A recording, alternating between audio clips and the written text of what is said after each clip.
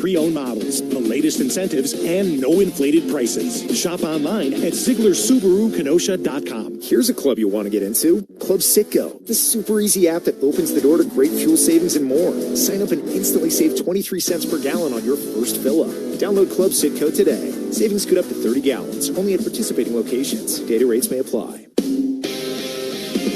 Every moment of Cubs baseball can be heard in crystal clear FM quality on 104.3 The Score and in the Chicagoland area on the Odyssey app. Cubs hosting the A's. This is the Cubs radio pregame show driven by your Chicagoland and Northwest Indiana Buick and GMC dealers. It is time now for the Inside Pitch, sponsored by Northwestern Medicine. What makes us better makes you better. We say good evening to Score Baseball insider Bruce Levine. And Bruce, the Cubs looking to get back on track. I hope so, Zach. Just 5-17 in their last 22 games. The Cubs find themselves just a shade over 500 in the standings today. Collectively, this is the same team that was 27-12 in early May after its second 10-game winning streak. Jamison Tyone said it's time to turn things around right now. I don't know if people got spoiled or not, but I mean, this has been a wake-up call, I hope, for everyone. It definitely has been for me. Just nothing's going to be handed to us, and the Brewers are for real again. They're a very good team. Our division's really good. The league's really tough, and it's just going to take a lot of work to, dig ourselves out of this. And, obviously, it's a great group of guys that work really hard, but I definitely think it's been a wake-up call. I just know it has been for me for sure. Tyone said both pitching and hitting must sync up. That's the thing, is putting pressure on yourself and guys feeling pressure. That's not going to help anything. So, for me, feeling pressure because we're not scoring runs, that's not going to help anything. And for them, hopefully they don't feel like they need to show up and score 10. Just keep having good at-bats, tough at-bats, grinding at-bats, and we'll get out of this. Zach, after this roller coaster first 60 games, there is still plenty of hope that this veteran group can get this season turned around. Let's see if it begins tonight. Bruce, thanks. Marquee and the Cubs have teamed up for an online auction benefiting Project Main Street. Bid on game use items and exclusive experiences like calling play-by-play for half an inning on Marquee. The auction is live now through Tuesday, June 9th at 8 p.m. at Cubs.com/auctions. Coming up, Shaw's status next on The Score and the Northwestern Medicine Cubs Radio Network. Covering every Cubs game all season long. Rahimi, Harrison, Grody. Middays 10 to 2 on 104.3 The Score. Coom here. Baseball's been around a long time, since the 1800s, when pitchers threw underhand. You know what's been around even longer? Yuengling. Yuengling started brewing in 1829. People were drinking a cold Yuengling before baseball even existed. No box scores, no seventh-inning stretches, just great beer that stood the test of time for 197 years. So next time you're at a ballpark, grab a Yuengling traditional lager, because just like baseball, legends stand the test of time. Yuengling is proud to be the official beer of the Cubs Radio Network. DG Yuengling & Son, Pottsville, PA. 1877 Cars for Kids. KARS Cars for Kids. Ready to get rid of that old car? Donate it to Cars for Kids. Call 877 Cars for Kids to reach a friendly live agent. Donation is super easy, and your car can be picked up as soon as tomorrow. Call us now or go to carsforkids.org. 1877 Cars for Kids. Donate your car today.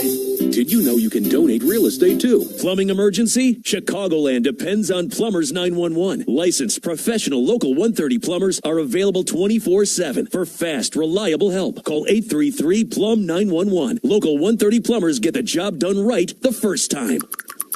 All right, turning left at this light. Back.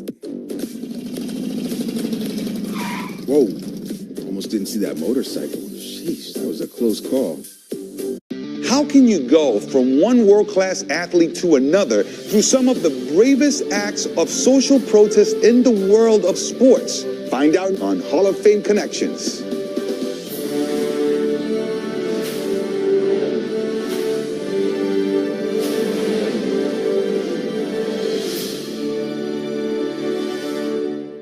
Jim Thorpe's resume reads like a work of pure fiction. So he's in the Pro Football Hall of Fame. He's in the College Football Hall of Fame. He got Olympic medals for the decathlon and the pentathlon. That's not even just running. That's like, the discus and the hurdles and all of these things. He's the greatest at I thought I was an athlete, Lindsay. Thorpe finished his Major League Baseball career with the Boston Braves in 1919, where he played alongside an outfielder named Les Mann.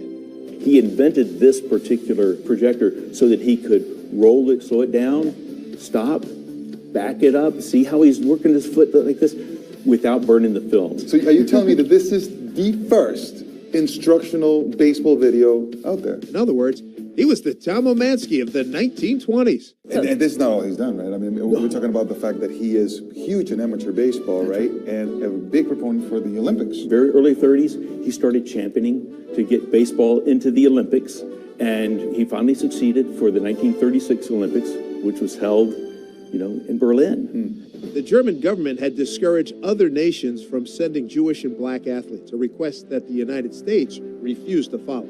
We sent over Jesse Owens, we sent over Jewish ball players, and we sent over Mac Robinson. Mac Robinson, Jackie Robinson's older brother. Trailblazers like Thorpe and Robinson certainly lit the way for countless others to follow. Catch every episode of Hall of Fame Connections on MLB.tv and discover your own connections to the game at baseballhall.org.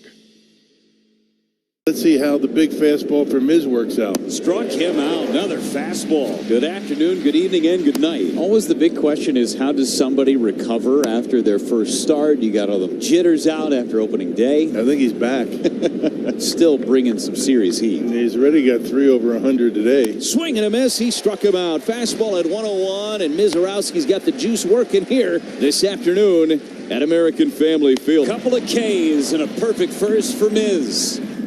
Provide Cub fans with clean drinking water while helping reduce plastic waste. This season, Sloan continues to redefine what smart restroom design looks like. Learn more at sloan.com and go Cubs go. Save time every time for a great haircut. Just download the Great Clips app or check in online at greatclips.com. Great Clips. It's gonna be great. Today's veteran of the game is Daryl Beanfang from Rock Falls, who served in the United States Army. Thank you for your service. Sponsored by JeffBuysYourHouse.com. Veteran-led and trusted since 2007. Cubs A's at Wrigley Field. This is the Cubs radio pregame show, driven by your Chicagoland and Northwest Indiana Buick and GMC dealers. In our Cubs conversation, I asked Pete Crow Armstrong who has more eyeballs on him in Chicago these days, him or his good friend, Bears quarterback Caleb Williams. I think I've had my moments this year where it's been quite easy to see what I'm doing. But now Caleb, I think it is his city, and very deservedly so. I mean, the guys on the cover of Madden, man, that's special stuff, and what he did last year was special, but no, he's earned every bit of attention and recognition that he's getting right now. So that's all him. That's all 18 for sure. You know, the reason I'm bringing it up is because there are very few people in this city who can relate to what he goes through. And you've been going through the gauntlet a little bit. I don't necessarily know if it happens here. It happens more on the road. What's that like? Man, I mean, it's a little new. Do you like it? I mean, I like playing baseball every day, and I like competing. I think I've made it easy on people to pick me as somebody that they want to go after as a fan, and that's had its good and bad in terms of just how I've handled it or brought it upon myself. I'd obviously always rather be recognized for how I played a game, and I think up to this point that's most of what I have been recognized for. So, I mean, I love the attention that we all get as a team when we're balling and all that, and I think the last thing I want to do is take away from that. So, just moving past silly things that I'd like to grow from and move past. But overall, yeah, I mean, I think you play better the more attention you're going to get, and I probably set myself up for that this year, and it's just my job to go play ball and back it up. Do you like the back and forth? I'm not talking about the stuff that you probably regret saying, but just the normal back and forth with fans during games, whether it's here at Wrigley or anywhere. I mean, I love the back and forth here at Wrigley just because, I find myself smiling a lot when, people got some funny stuff to say or supportive things to say. I like when fans, embody the word. Being a fanatic, being so involved in a team's success and failure, and I think that's an amazing part of our sport now.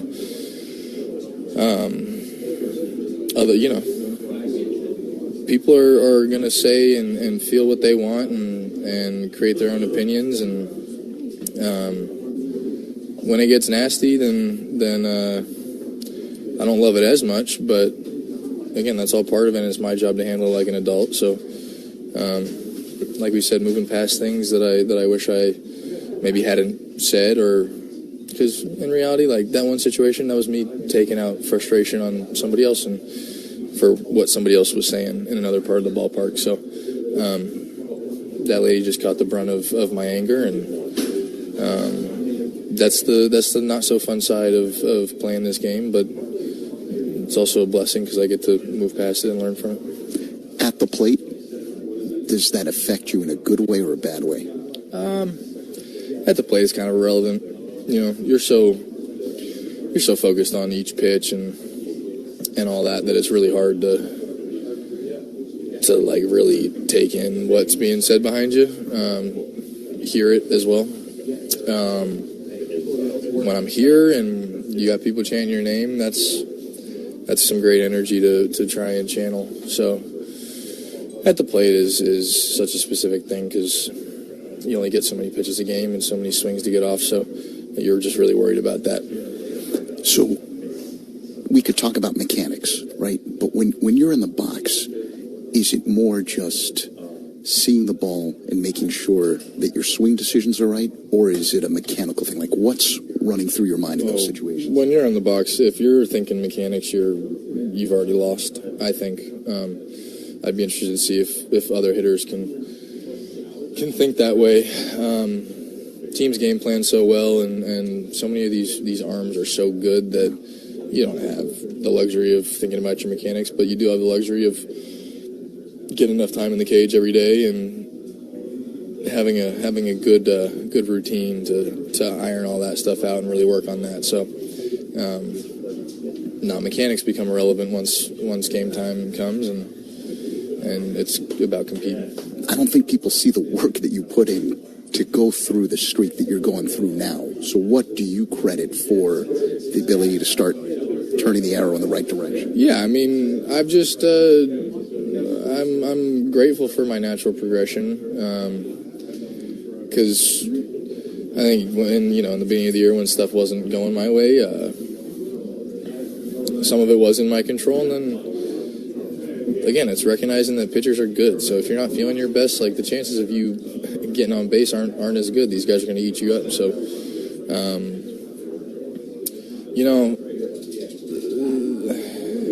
I credit Breggy for helping me create some good thought processes for myself. I credit Males for working with me every day and doing the same, creating just good thought processes that I can take into each at bat. Because what do you mean? Well, knowing exactly what you want to do each at bat, paying enough attention to who you're about to face to know or at least be confident in what you're going to receive from the pitcher, and holding yourself accountable to that and sticking to your plan. Because in baseball you got to give ground to gain ground, and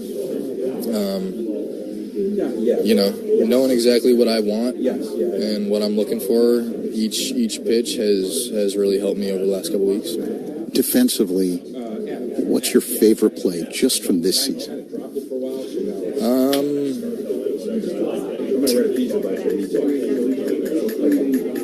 It's nice to have a catalog of different plays to choose from. Yeah, I don't know. Now let's check out some plays from the field that only a mother could love. Thank you to all the mothers out there. We love you. Too sweet. Nicely done with the sign. Vientos is not going to want this on his highlight reel, I'll tell you that. Some just don't know how to catch them. Bubba. You can even smell on his bat. Hitters are funny. Now he's talking to it. Then Peters has some problems. Heads up. Man alive. Look, Mom, check out these top defensive plays. Adele leaping, and he makes the catch. He's unreal. One of his patented run-saving miracles. Welcome to the show, kid. Put a star on that for Jarvis. Picked it right off the top of the grass. It was a snow cone. That was sensational. Spectacular play by the Padres' first baseman. He jumps and he makes the catch. P-Crow, awesome. Ryan Waldschmidt with a diving catch. What a catch by Eli White. How about that?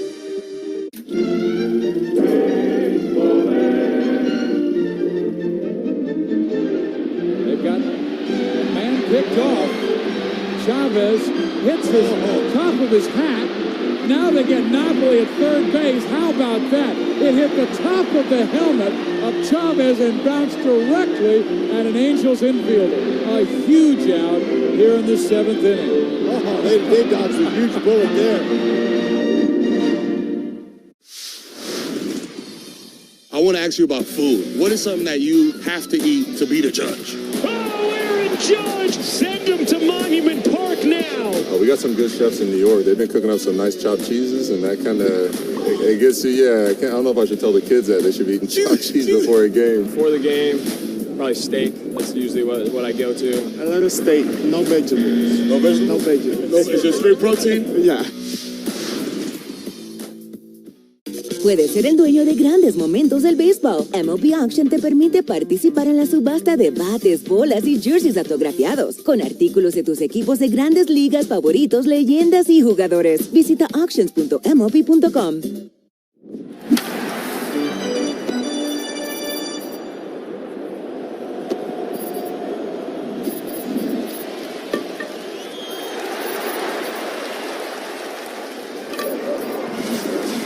Look for Joel Got Wines in the wine aisle at your local retailer. Joel Got Wines, official wine partner of the Chicago Cubs. Hey fans, why does flying Southwest Airlines from Chicago just make sense? Reliable, flexible, enjoyable. We're full of ibbles and obbles and proud of it. Choose Bradley University. Whether you're building robots, training on cutting-edge medical simulators, or diving into sports communication, Bradley prepares you. You'll cheer on D1 athletics, study abroad, and choose from over 200 student organizations. Plus, you'll benefit from competitive internships, community-focused research, and a top-tier education that provides a proven return on investments. Apply today at bradley.edu. Welcome to Old National Bank. Hi, I was wondering what you could do for my small business. Tons. Have time to talk? Not much. We're in a 30-second radio ad. Oh, I'll get straight to the point then. Our solutions are customized for small businesses. Our services make financial management simple, and our pricing is always transparent. Outstanding. Wow. Yeah. So, ever been in an ad before? Nope. How do I look? Good. But we're on the radio, remember? Right. Hi, Mom. Customized small business banking from Old National Bank. Member FDIC. Get old. Cubs A's at Wrigley Field. Time now to hear from manager Craig Counsell. Brought to you by Fruity Rainbow 5-Hour Energy. Sip the fruity, candy-coated chaos. Counsell sends veteran Colin Ray to the mound tonight. Well, I think Colin's kind of always been, and what he's good at is just being the steady kind of start-to-start outings. He's had a couple of, the Dodger start. Remember that one was rough, but like he's just been really steady, and it's got us into games. And I think, that's what you expect when Colin pitches is like just competitiveness and steadiness, keep you in the game. That's what he delivers. The pick to perform next on The Score and the Northwestern Medicine Cubs Radio Network. Cubs Talk with Mullen Hall, mornings 5:30 to 10 on 104.3 The Score. Remember enjoying those iconic red, white, and blue freezer pops in the summer? Now imagine that flavor reinvented as an energy shot. Introducing the Firework Freeze 5-Hour Energy Shot. A flavor explosion of sweet cherry, zesty lime, and electric blue raspberry that all come blasting together for a seriously refreshing shot. Ignite your taste buds with the flavor of the summer. Get a Firework Freeze 5-Hour Energy Shot today. For more information, visit 5hourenergy.com. Cubs hosting the A's. Who are you banking on? Is sponsored by Busey Bank. Building business, growing wealth since 1868. I'm banking on Ian Happ, who's batting .323 over his last 7 games with 3 home runs. Now let's pause as we get set for the playing of the national anthem prior to Game 2 of the Cubs and Athletics. Oh, say, can you see by the dawn's early light what so proudly we hailed at the twilight's last gleaming, whose broad stripes and bright stars through the perilous fight o'er the ramparts we watch were so gallantly streaming, and the rocket's red glare, the bombs bursting in air, gave proof through the night that our flag was still there. Oh, say, does that star-spangled banner yet wave o'er the land of the free and the home of the brave? Kevin Keller performing the national anthem at Wrigley. Tonight, the national anthem sponsored by the Salvation Army Adult Rehabilitation Centers and Thrift Stores, fueling recovery, hope, and second chances. As we approach the top of the hour, let's pause 10 seconds for stations to identify themselves on the score. The Northwestern Medicine Cubs Radio Network. Covering the Cubs and all of Chicago's teams, we are 104.3 The Score, WSCR, WSCR-FM and HD1 Chicago, and Odyssey Sports Station on the Northwestern Medicine Cubs Radio Network. Time now for the pitching matchup, sponsored by Ziegler Subaru of Kenosha. Enjoy the laid-back experience of Ziegler Subaru of Kenosha. Veteran right-hander Colin Ray starting for the Cubs, 5-3, a 4.70 ERA. He's coming off a victory in Pittsburgh last time out.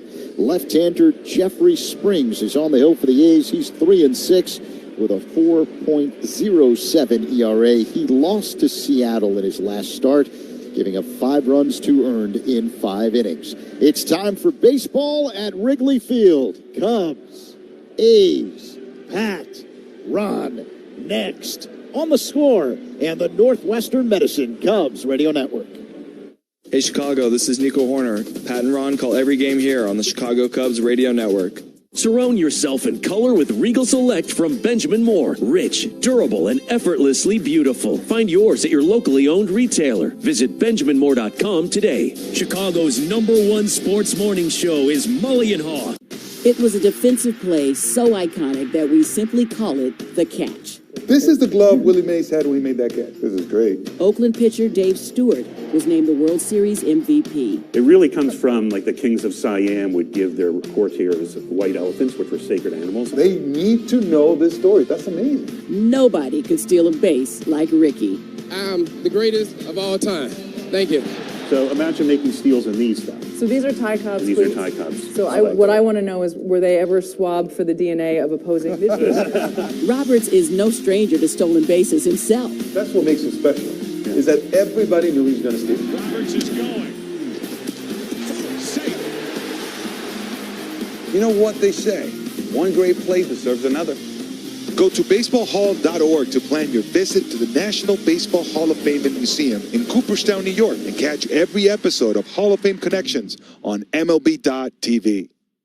All your favorite games from MLB Play are back, bigger, bolder, and better than ever. Test your skills with daily puzzles like MLB Pickle, the Ultimate Mystery Player Challenge, and Immaculate Grid, where stats and strategy collide. Then in Spinball, build your roster, take on your friends, and compete for the weekly prize. Or be the first to beat the streak and hit your way to the $5.6 million jackpot. Plus, the all-new Daily Walk-Off. Lock in your players by category for the walk-off win.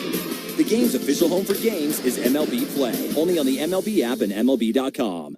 Puedes ser el dueño de grandes momentos del béisbol. MLB Auction te permite participar en la subasta de bates, bolas y jerseys autografiados, con artículos de tus equipos de grandes ligas favoritos, leyendas y jugadores. Visita auctions.mlb.com.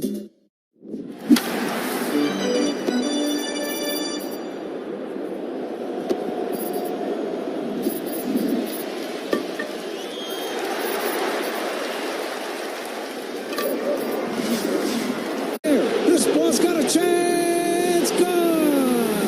This is what you came here for. You got the Cubs game on the score. Chicago Cubs baseball is presented to you in part by the Volvo XC90, Benny's Beverage Depot, Benjamin Moore, Grand Appliance, James Hardy Building Products, Laturo Tire, It's Not a Game, Illinois.com, Old National Bank, Sea Glass Wine, Sloan, Southwest Airlines, Xfinity, your Chicago and Northwest Indiana Hyundai dealers, and Yingling, the oldest brewery in America. And now, here's the Hall of Famer, Pat Hughes, and All-Star Ron Coomer, with all the exciting play-by-play action of Chicago Cubs baseball. Chicago Cubs baseball is on the air from Wrigley Field in Chicago. It's time for the second game of this three-game series between the Chicago Cubs and the Athletics. Good evening, everybody. Along with former Cub and All-Star Ron Coomer, it's Pat Hughes reporting. Zach Zaidman working alongside. Our excellent engineer is Paul Zarang, and we all thank you for joining us. It's a beautiful night. Just a few little harmless clouds in the sky, temperature in the upper 60s. Great conditions for the middle game of this three-game series, which began on a sour note for the Cubs last night, dropping a 2-1 squeaker to the Athletics. Tonight it'll be right-hander Colin Ray on the mound for the Cubs against left-hander Jeffrey Springs for the Athletics. Let's go ahead and get right to the starting lineups for tonight's game. Leading off for the visitors, Carlos Cortez is the Athletics right fielder. Batting second and playing first base, Nick Kurtz. Shea Langoliers doing the catching. Batting fourth in left field, Tyler Soderstrom. Brent Rooker. The first thing people realize is the history of Montgomery, and that history is real. So while that history is in the past, it also helps us move forward in a positive way. Just like a lot of other of the 120 minor league teams, is the baseball is not what we do, right? The Tampa Bay Rays do a phenomenal job of sending amazing athletes here, and we let them handle the baseball, and we handle everything outside the line.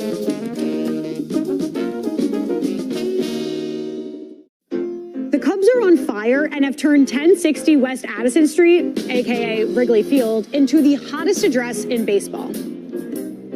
This week, the Cubbies flew the W for the 15th straight time, their longest home winning streak since '08.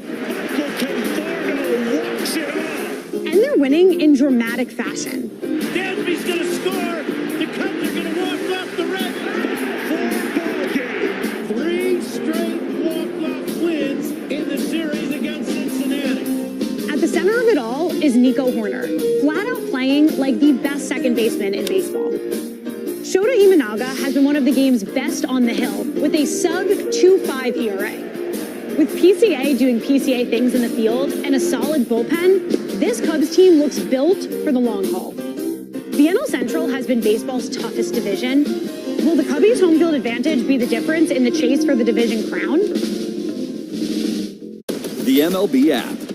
Yeah, it's got game. This game. These games. All the games. Pre-game, post-game, and everything in between. This is baseball your way. with real-time stats, scores, breaking news, and custom content that hits every time. Because you choose the teams and pick the players you want to follow. So when they catch it on the field, you catch it on the app. Partner with the people in your corner today at myconsumers.org. Federally insured by NCUA. It's game time, and that makes it the perfect time for a Flight by Yingling. Just 2.6 carbs, 95 calories, and packed with flavor. Flight is the next generation of light beer. The oldest brewery in America. Look for Flight wherever you buy beer. And Patrick, Cubs need to get back on the winning ways here. Friendly confines, and it is a perfect night for a ball game. And also about the offensive side, the ball is really carrying because the wind, even though it's blowing from right to left, isn't blowing that hard. Batting practice today, the ball is flying out of the yard. We are just about set to go, Ron. Right-hander Colin Ray, 5 wins and 3 losses, facing Carlos Cortez. Left-handed batter, check swing ground ball toward third. It's foul. Pedro Ramirez let it go, realizing that Cortez did not get a good jump out of the box. When you see a batter just standing there run as an infielder, you're hoping that ball would hit a little pebble or something and kick back into fair territory. Stay in fair territory, absolutely. Yep, you crash in, and when you see that, you crash in and try to get to the ball as soon as possible, try to keep it fair.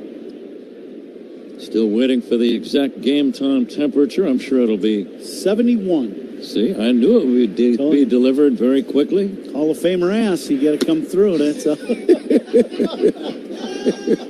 Here's a sinking fastball outside to Cortez, 1-1. Cortez 0 for 3 in the series opener. Left-handed batting outfielder. Open stance, the pitch nubbed on the ground toward third. That's going to be a base hit. Diving stop by Ramirez, but it's an infield single for Cortez. Just a little dribbler right off the end of the bat, but it'll look like a line drive in the box score. Yeah, this ball, that's the second ball that he hit right down the third base line. Just a little, as you said, a little dribbler. But the key to that play is Ramirez diving and stopping that ball from trickling down the line. If it goes past them, it's going to end up being a double. Here's Nick Kurtz batting. He homered in last night's game. Kurtz, the American League Rookie of the Year last season. Left-handed batter, lots of power. He's got 11 home runs this year. He's driven in 42. Now the 1-0 from Colin Ray. That's going to be outside ball 2. Game time temperature sponsored by Four Seasons. Your trusted local experts for heating, air conditioning, plumbing, sewer, and electric. Cubs are challenging that last pitch, and it was a strike. So a good challenge by Miguel Amaya. Chicago at 2 remaining. It was very close. It just barely, about a third of the ball clipped the corner. Ball strike challenges, they're sponsored by Northwestern Medicine. Now the 1-1 to Kurtz. No score, just underway, a man at first. And Kurtz takes the fastball strike. I'm thinking about the strategy, Ron, of when to use those 2 challenges. Early in games, I'm sure managers have given the advice to their players, you better be pretty sure about challenging on a ball strike this early. Yeah, I would agree. There's no, there's a man on first hitter of the game gets on. You got second hitter of the game. You don't want to lose a challenge right then. Kurtz swings and fouls it back. So I know that the theory for every manager is we want to use them when it really matters for a run or not. But sometimes you got to give your players some leeway if they think the umpire really made a mistake. But boy, you hate to lose a challenge in the very first inning. 1-2 pitch, low and inside, 2-2. Cubs wearing their home whites, the blue pinstripes all over, blue hats, numbers, sleeves, socks, all blue. The Athletics in their traveling grays, gray shirts and trousers. Kurtz will take low and inside. It's 3-2. The A's have green hats and helmets with yellow bills, yellow and green socks, yellow and green numbers on their backs. Now the payoff. Let's keep an eye on Cortez at first. He's got his lead, and he'll be chased back. Uniform description sponsored by Benjamin Moore, your trusted local experts for heating, air conditioning, plumbing, sewer, and electric.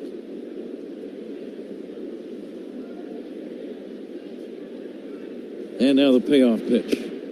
And it's down low for ball 4. Another close pitch.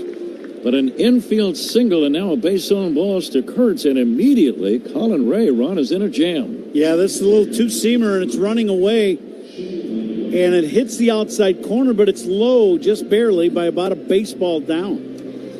Uniform descriptions brought to you by Benjamin Moore. On the field or the walls of your home, the right team and colors make all the difference. Official paint of the Chicago Cubs, Benjamin Moore.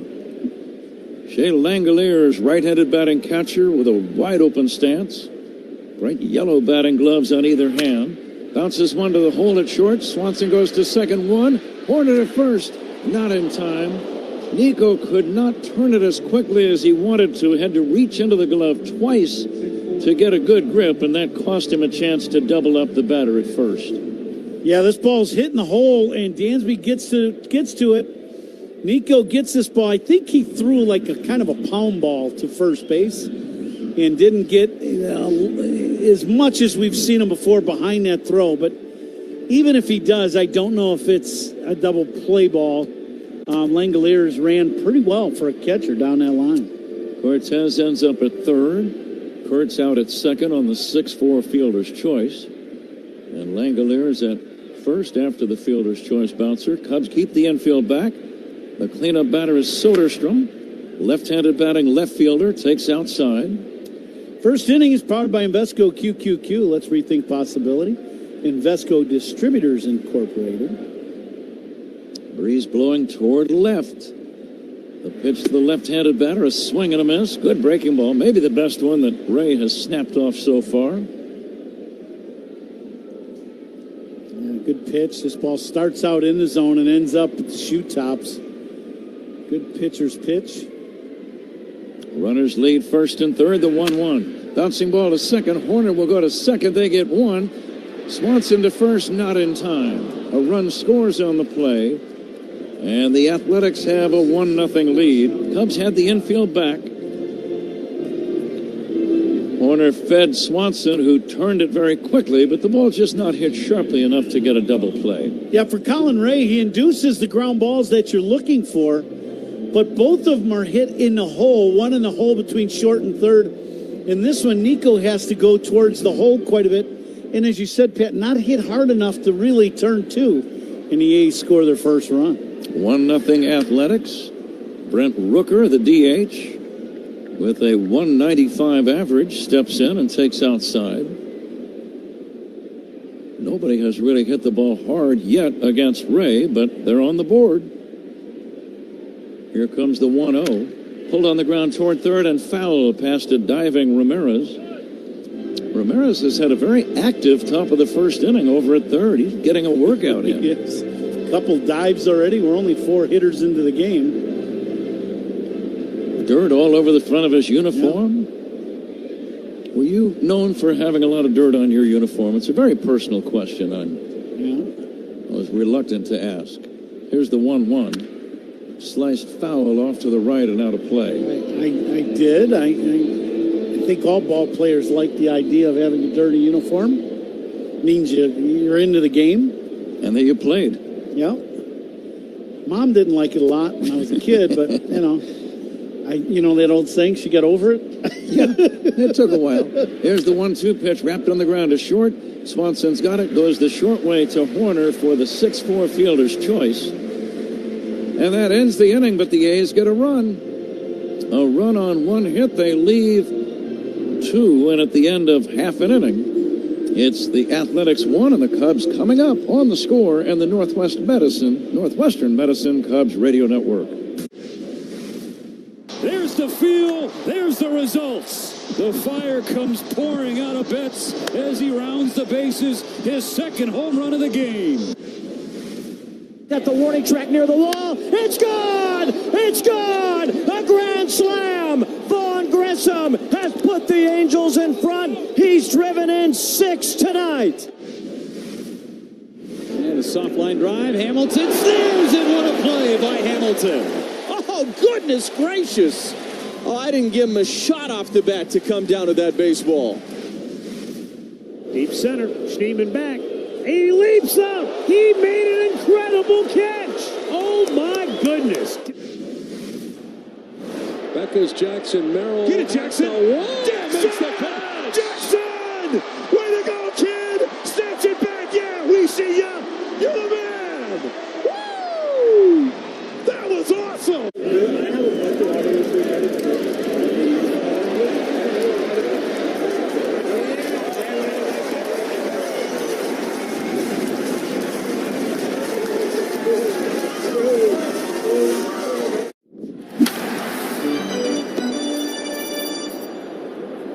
Placebo. Amvuttra lowers the amount of vitamin A in your blood, which can affect vision. Other side effects include pain in the arms or legs, pain in the joints, and shortness of breath. These are not all the possible side effects of Amvuttra. For prescribing information, call 1-833-256-2748 or learn more at amvuttra.com. Ask your doctor about Amvuttra for ATTR-CM. Nico Horner will lead it off against the left-hander Jeffrey Springs. Springs 3-6. Tall, long-legged left-hander deals, and Nico hits a drive deep left center. Playable, however, for Butler, the center fielder, makes the catch in deep left center, maybe 5 feet shy of the track. One pitch, one away. Ron, what's the plan for the Cubs hitters against Jeffrey Springs? I think just what Nico did. If you're a right-handed hitter, you're going to want to look to pull this guy. He crossfires, so he steps towards the left-handed batter's box, pitching from the third base side, then crossfires into the right-handed hitter with the fastball. Pete Crow Armstrong takes low, ball one. So for the righties, you're going to get fastball coming into you, slider, sweeper, everything. And until he shows he's going to be able to throw that changeup and make it a quality pitch, I would lay off that and just make sure I was ready to pull the ball inside.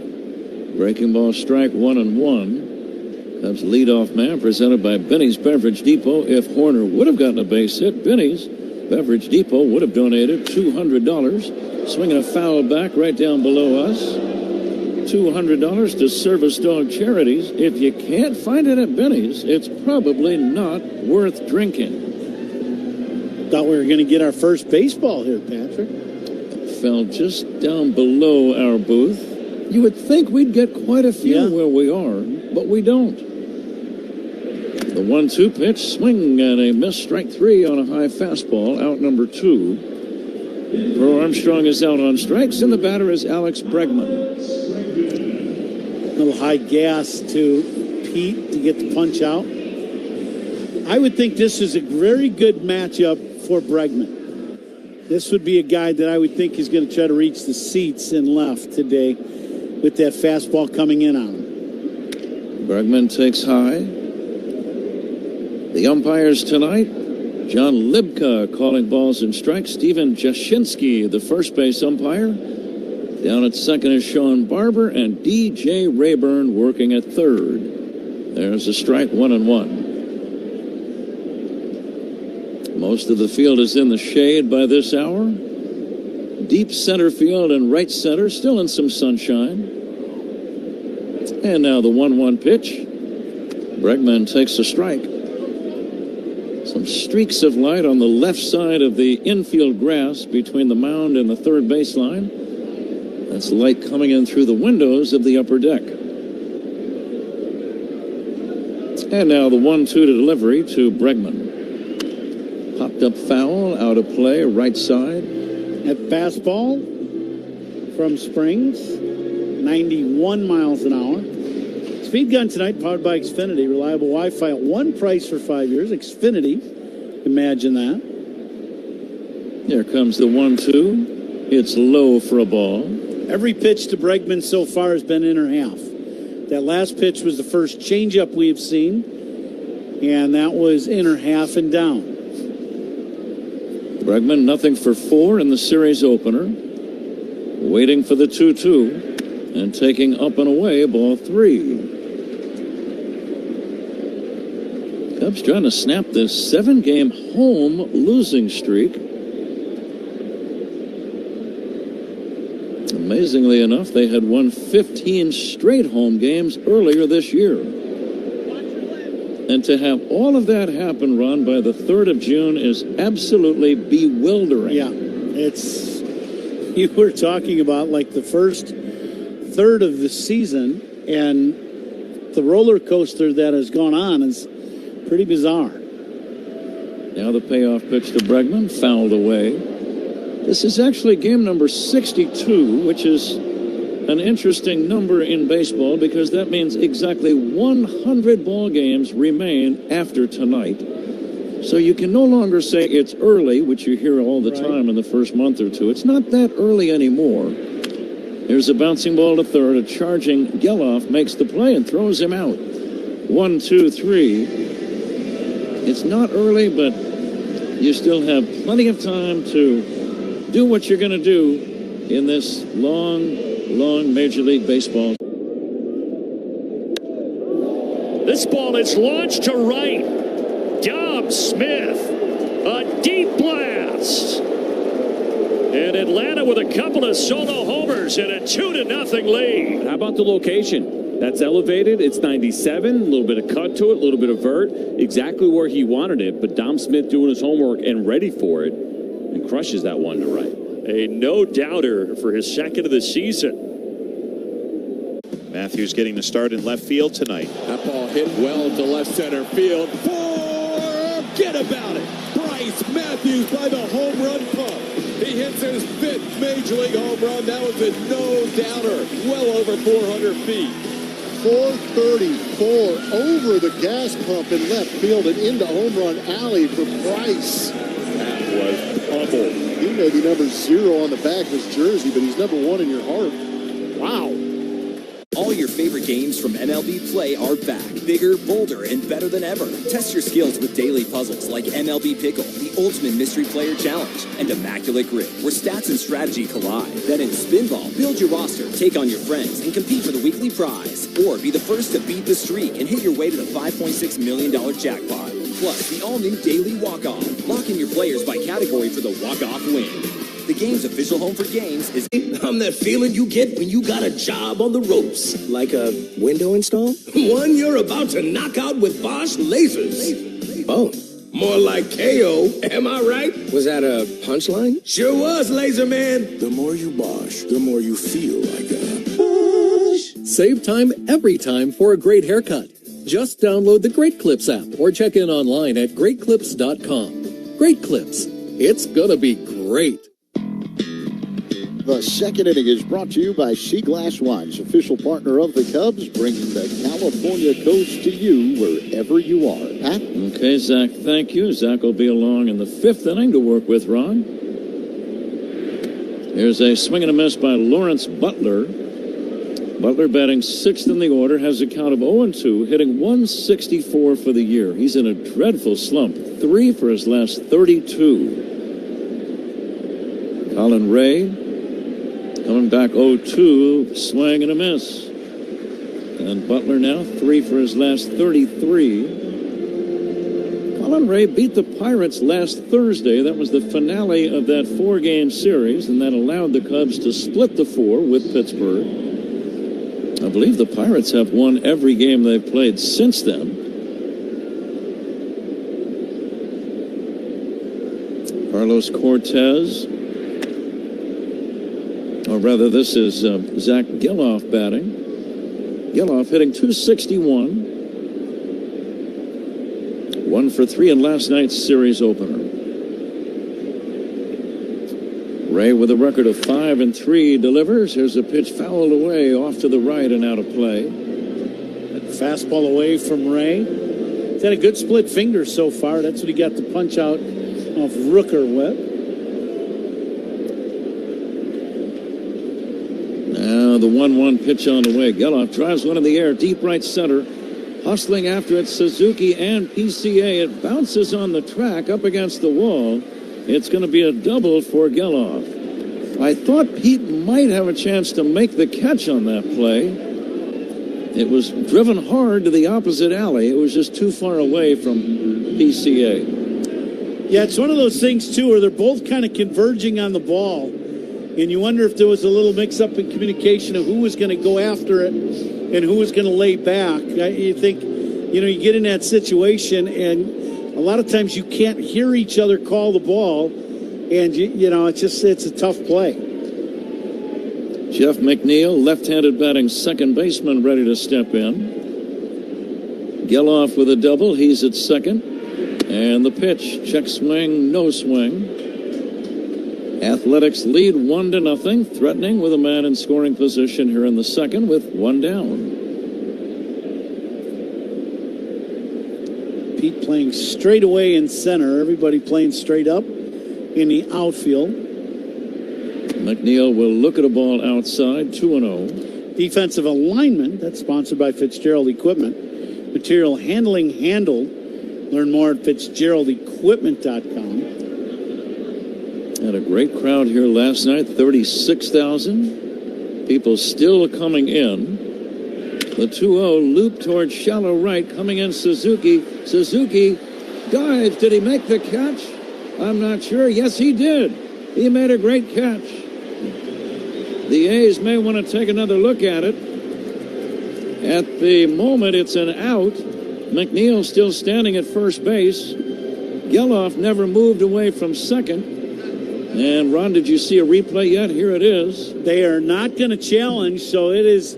The ball looked like it bounced somewhat, but I think what it does is it hits in the glove of Suzuki as he is diving right at the ground level. So great play by Sayan Wright. We're getting a great view of this, and yeah, he makes this catch. That is an outstanding job by Suzuki coming in and making that sliding catch. 2 down. Alika Williams lines a base hit into left center, and this is going to drive in a run. PCA cuts it off, throws to second. Coming in to score, Zach Geloff. And the Athletics now lead 2-0 here in the second inning. The number 9 hitter lashing a clean single into left center. Yeah, and this is a pitch I think Colin Ray would like to have back. This is a fastball that he starts out away and it leaks back over the plate. It's about mid-thigh outer half, and Williams just smoked it in the left center. So it's 2-0 Athletics. Cortez takes outside. You think Williams might be moving here? Yeah, I definitely do. You got the leadoff guy up with 2 outs. If he makes it, you got a runner in scoring position. If he doesn't, you got your leadoff hitter up next inning. That makes sense. He's got his lead at first, not running. And this pitch is good for a strike, 1-1. One thing everybody's a little leery of with Ray on the mound is his pickoff move. He has a great pickoff move for a right-handed pitcher. 6'4" right-hander. Colin Ray comes set, and now the 1-1 pitch. Cortez takes wide outside. The announcement of the umpires we gave you, sponsored by Old National Bank, where relationships and results matter.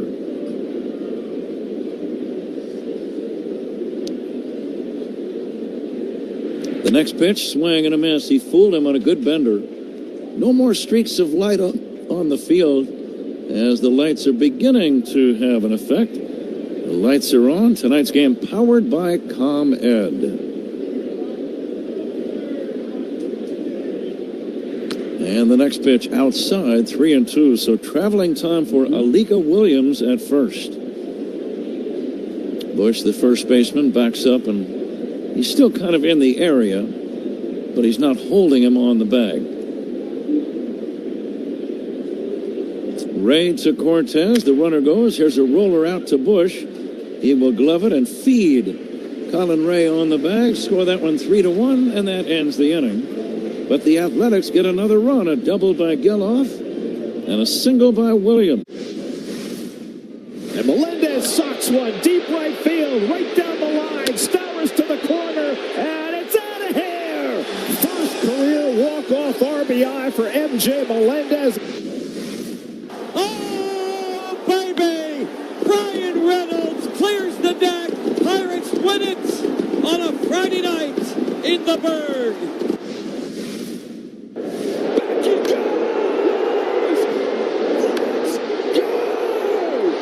This team, man, Unbelievable. Blake Dunn going back. Leaps at the wall. Dunn on the spin. And he brought it in. He robs a homer. Well, that was a terrific play. Take a good look. You won't see it. Tovar has walked off the Giants. Tovar hits his second of the night.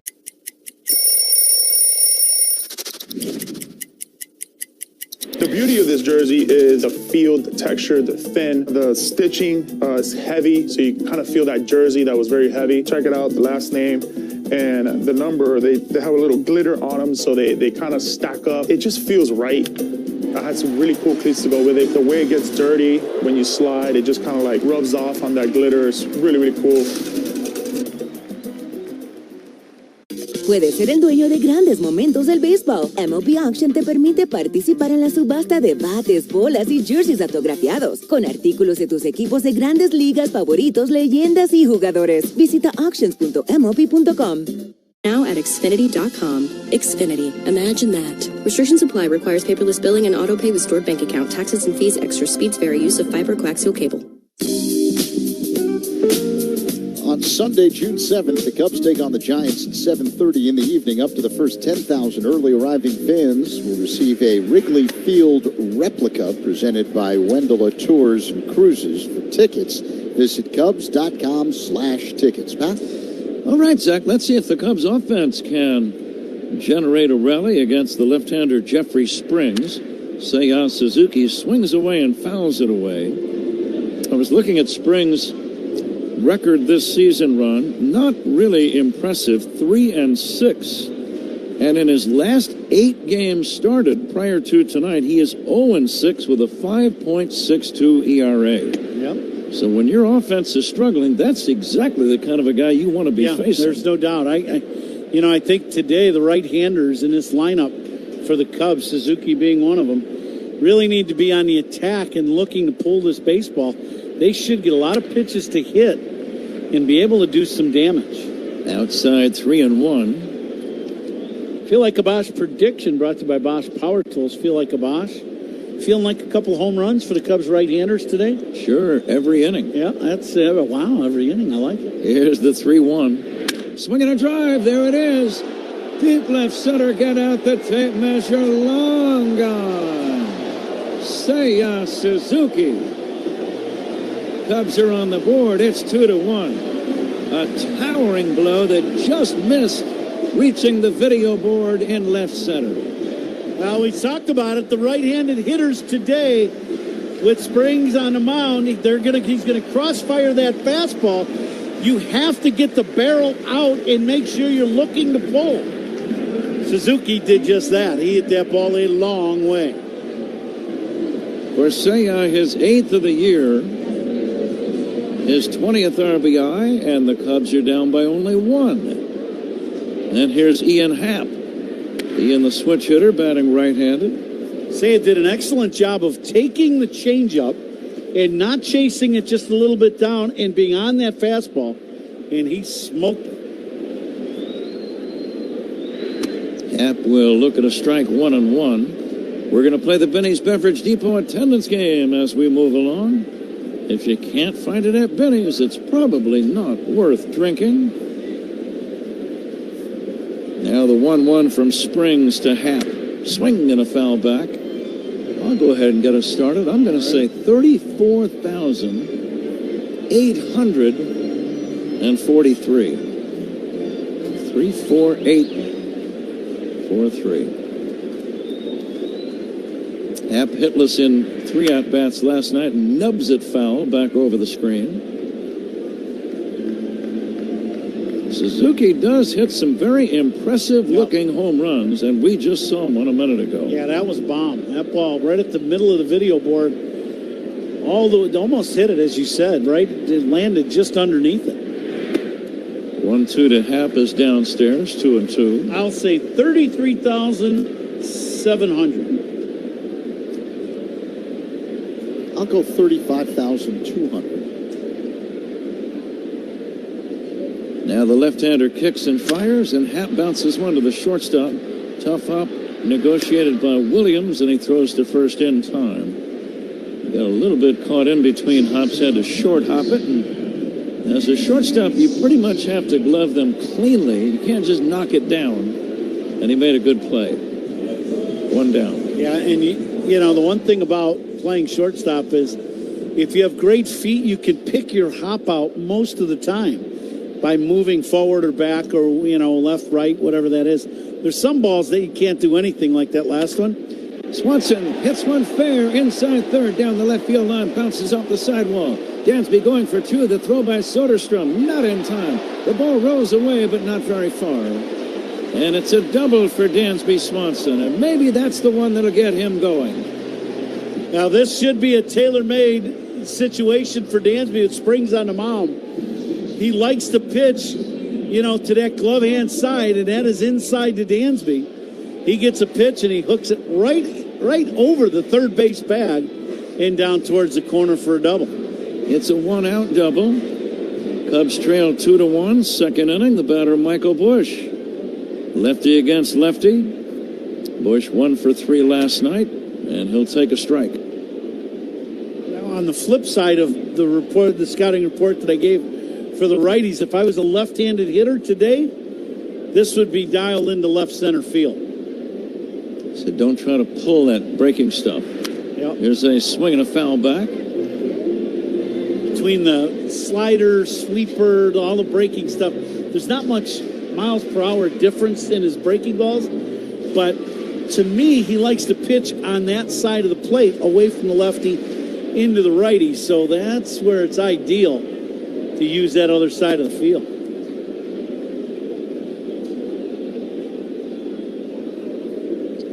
Now the next pitch by the southpaw, check swing on a high inside fastball, no swing, and it's 1-2. Busch hitting 7th in the order, 244 average, half a dozen home runs, 35 driven in. The 1-2 pitch. Curveball low and away, didn't miss by much, 2-2. Great take by Michael on that breaking ball away.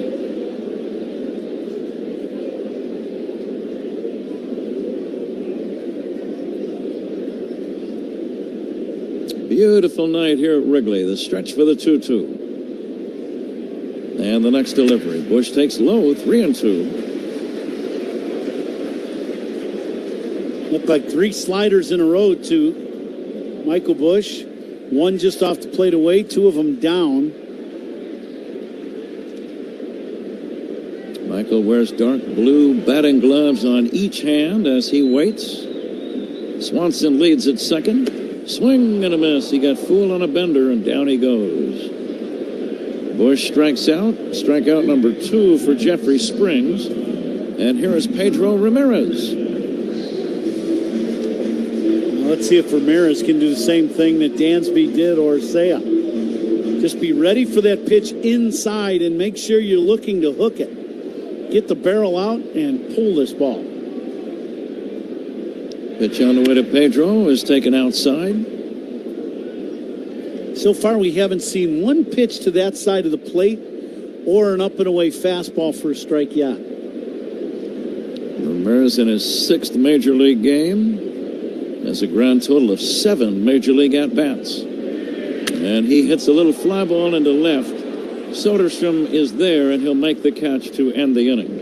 The Cubs get a run on a long home run by Suzuki as we go to the 3rd inning. Athletics 2, Cubs 1. This is the score and the Northwestern Medicine Cubs Radio Network. This is your home for every pitch of Cubs baseball on 104.3 The Score and the Cubs.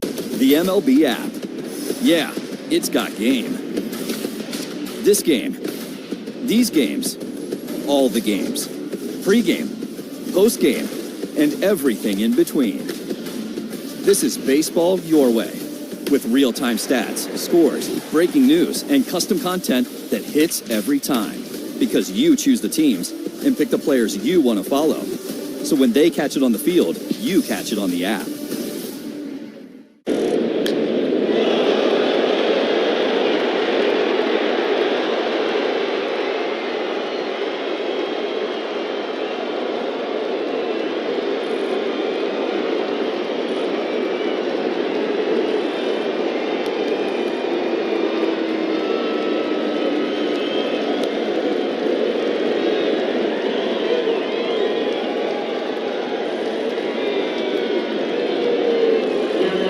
do you mind clearing up what in the world a guy with one career big league hit is doing with a baseball card that looks like this? Yeah, every player in the mid to late 80s wanted to dupe a photographer, right? The entire rest of the season, I was wondering what my card would look like next year if I was able to sneak it through. And I open it up and I see one with me with the eye black and the batting glove. And you saw I was like, yeah, I duped him.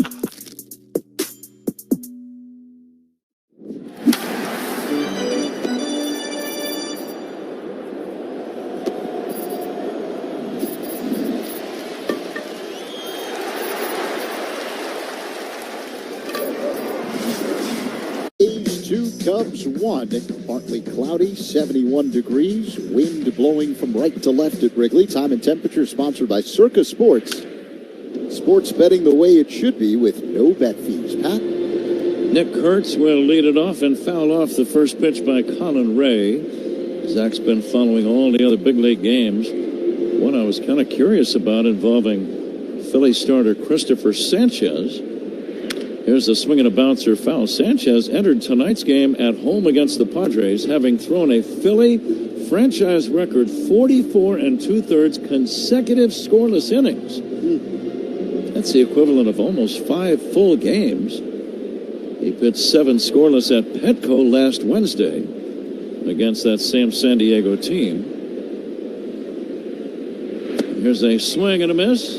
Good fastball by Ray, and he strikes out Nick Kurtz, but he could have cracked the all-time list tonight, depending on how he did. Zach, what's the story on Christopher Sanchez in his start tonight against the Padres? Well, he gave up an RBI single to Jackson Merrill in the 7th inning tonight, so the scoreless streak ended at 50 2/3 innings.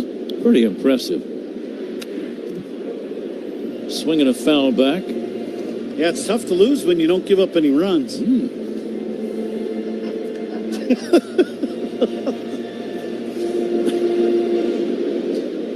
Guess who is the only pitcher in the big leagues who has a lower ERA than Sanchez? Here's a swing and a fly ball to left. On the run, half over toward the line. Reaches up, makes the catch. Ian got a good jump on it. Heading toward the left field corner as he hauled it in. That's out number 2. That's got to be the guy in Milwaukee, right? It's the guy in L.A. that also hits part-time. Oh, wow. Shohei Ohtani. No way. Shohei Ohtani had an ERA of 0.82. So he's really entering struggling. Tonight's game. Yeah, he really is. Amazing athlete. Soderstrom, the batter. And he'll hit a sharp ground ball base hit to right field. It's a 2-out single. Soderstrom is on, and the batter is Brent Rooker. Third inning is brought to you by Consumers Credit Union. People in your corner who stand up for you wherever you go. That's Consumers Credit Union. 2-1, the Athletics lead. Third inning, the batter is Rooker. He hit into a fielder's choice his first time.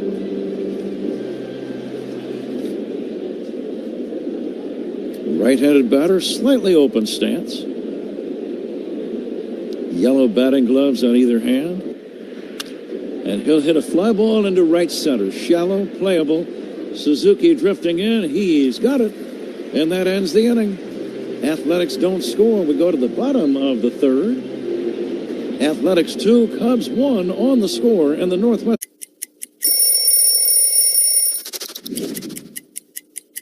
So Rockies is really like where my major league career really took off. You know, it was a special time in my life, 7 years with the team. And this jersey in particular, 2018 postseason patch on it here. So I've always kept all these jerseys with the patch on them because that's what it's all about, is getting to the playoffs and trying to win the championship. You know, the black jersey with the cutoff, not a lot of teams rock the cutoff anymore, but this is a jersey we wore all the time in Colorado.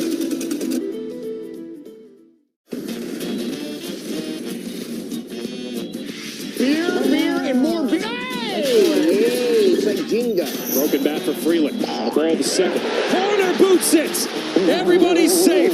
Whatever superstition you have, you're employing it right now. Not sure why that was Barger's ball, and he misjudged it. He literally has a shirt that says "dump here." He's got a 62 shirt. That's pretty awesome. That's just impressive preparation. The MLB app. Yeah, it's got game. This game, these games, all the games, pre-game, post-game, and everything in between. This is baseball your way, with real-time stats, scores, breaking news, and custom content that hits every time. Because you choose the teams and pick the players you want to follow. So when they catch it on the field, you catch it on the app.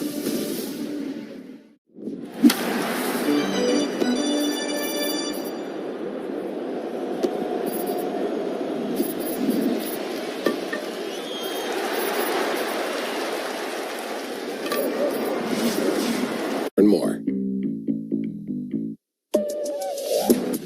Miguel Amaya on deck for the Cubs. Who's on deck is sponsored by TimberTech Decking and Railing. Everything wood should be. Visit TimberTech.com. Pat? All right, Zach, Cubs batting, bottom of the third. Miguel Amaya first up. And the left-hander Springs fires, low and inside, ball one. Amaya, Nico Horner, and Pete Crow Armstrong. The three Cubs batters in the inning. And the pitch to Amaya.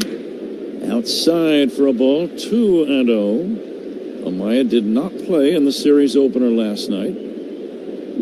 Slightly open stance. Cubs could use a hot stretch from Miguel, among other hitters. Amaya hitting .217. He'll take a strike here. 2-1.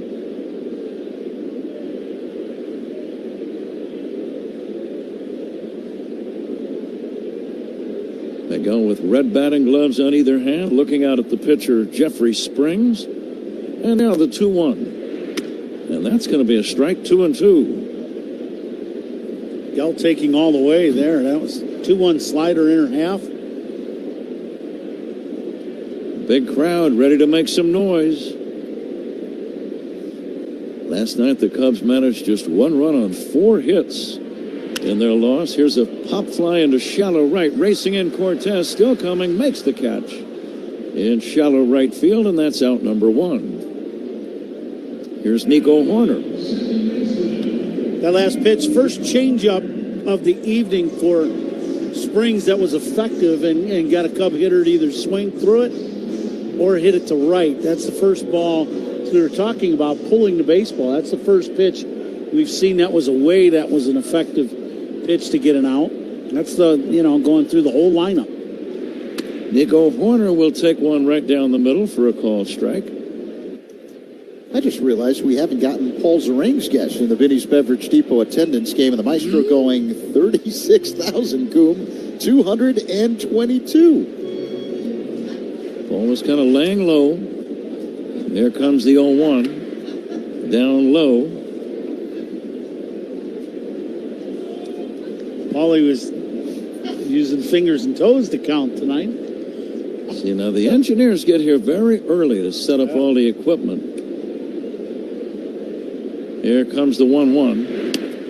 And sometimes I think engineers wander down by the ticket office and just kind of get a feel for what the attendance might be. I'm not saying our good friend Paul would do such a thing, but I don't have any proof that he wouldn't either.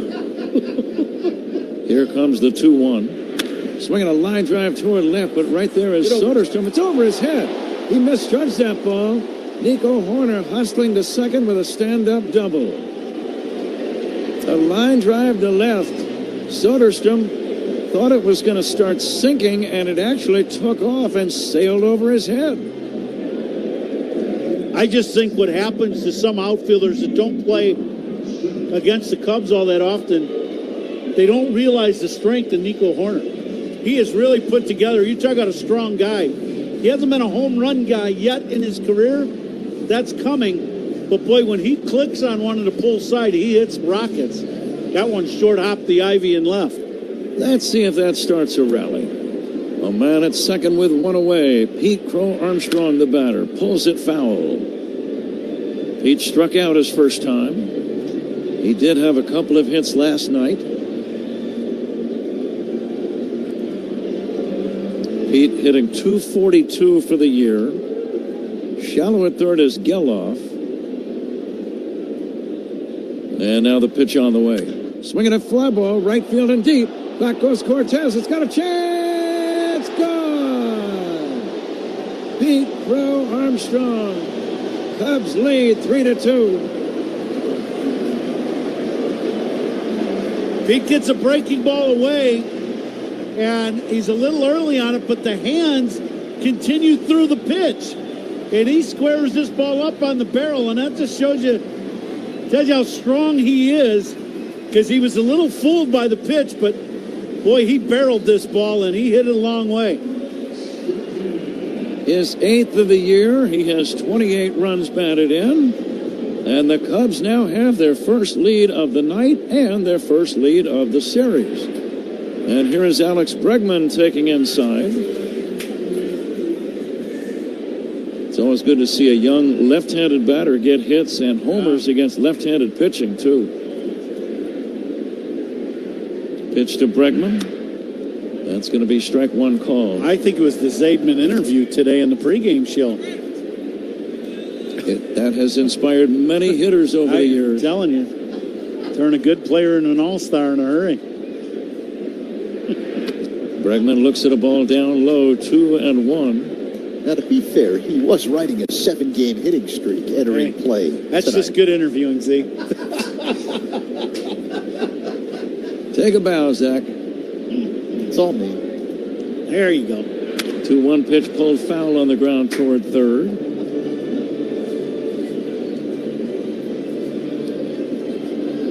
We got to get Zach on Cameo. Ron and I are part of Cameo.com. These are videos from public people, and you can hire them to record a video to wish somebody a happy Father's Day. There's a smash foul, or happy birthday, or congratulate someone on graduations, or on the arrival of a new child. Cameo.com. I've had a lot of fun with those over the years. I know you are doing quite a few of them now. I am, Zach says, make me an offer. Yeah. Here's the 2-2 to Bregman. It's down low for a ball, 3-2. Person talking about the Cameo is the #1 Cameo guy in the city of Chicago. How about that? No, that's not why I brought it up. I didn't know. You're modest. You're not going to bring it up. Here's a swing and a smash foul. I didn't say I minded you bringing it up. I'm just jealous. That's all. I don't think you have much to be jealous about in that regard, Ron. Full count on Bregman. We have had some fun doing the cameos, that's for sure. Here's the pitch. Line toward the middle, base hit to center. Springs, one of those guys that falls off to the third base side, and his chest is facing third base, and he's really not in any kind of a fielding position, and that time it cost him. Well, this is one of those balls that, Springs finally gets a fastball to the outer half. That's a strike. But Bregman, he is in hook mode and looking to pull because of who he's facing. He takes his fastball away and hits it right back through the box. Just missed Springs' back and hit it in the center field.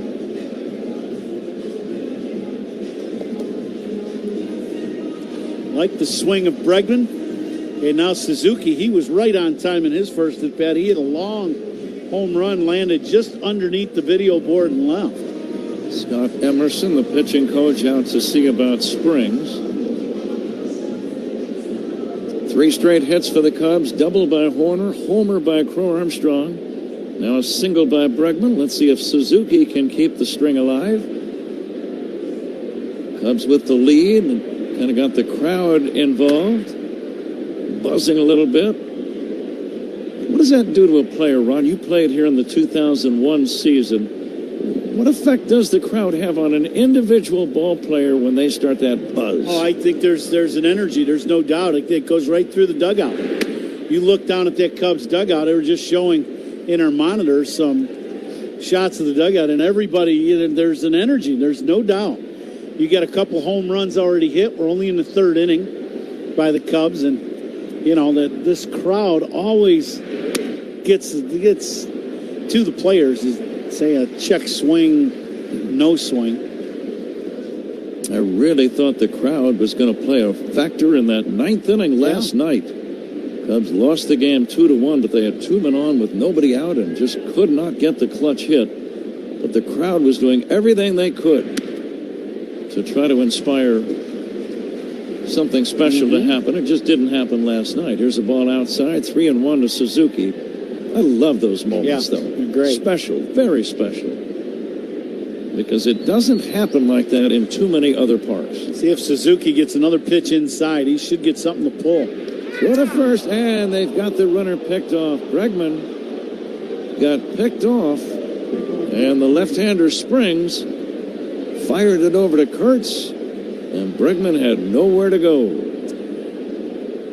Bregman had already started looking at home plate. He thought for sure that Springs was going home, and then all of a sudden you're like, uh-oh, and he's out by quite a bit. That's out number 2 in the inning, score at 1-3.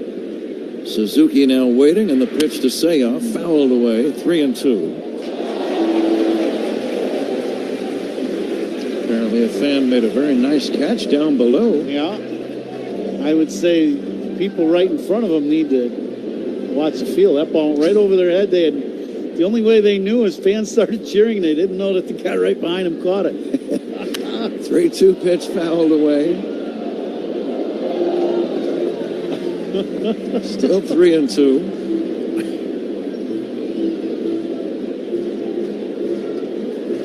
Suzuki had a long home run back in the second inning. Pete Armstrong, a 2-run homer here in the third. Here's a pop fly, shallow center. McNeil backpedaling, the second baseman makes the catch in short right center. Cubs score twice on a 2-run homer by PCA. We go to the fourth inning. It's the Cubs 3 and the Athletics 2 on the score and the Northwestern Medicine Cubs radio network. Hey Cubs fans, it's Craig Counsell. Listen to every game here on the Chicago Cubs radio network. That's my security right there. That's the bad one, Roscoe Pico train. Major League Baseball wanted to start doing something with the players and their dogs. Which one's the dog?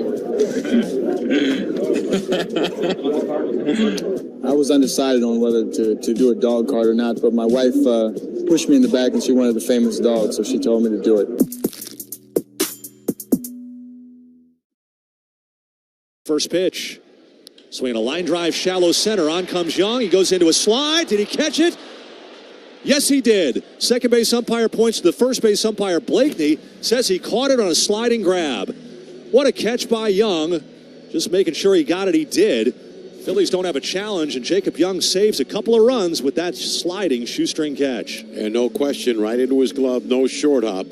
Great play. Huge play. So, after all that, the base is left loaded, a 1-1 game. They say it's a game of numbers, pero el flow es completamente otra ciencia. Flow mayor is where all those rhythms meet. Porque el flow no es de un solo jugador, es de un corillo entero que prende estadio. De San Diego a Santo Domingo y cada parada en el camino. Cuando estamos activos, la liga sube de nivel. Esto es flow mayor.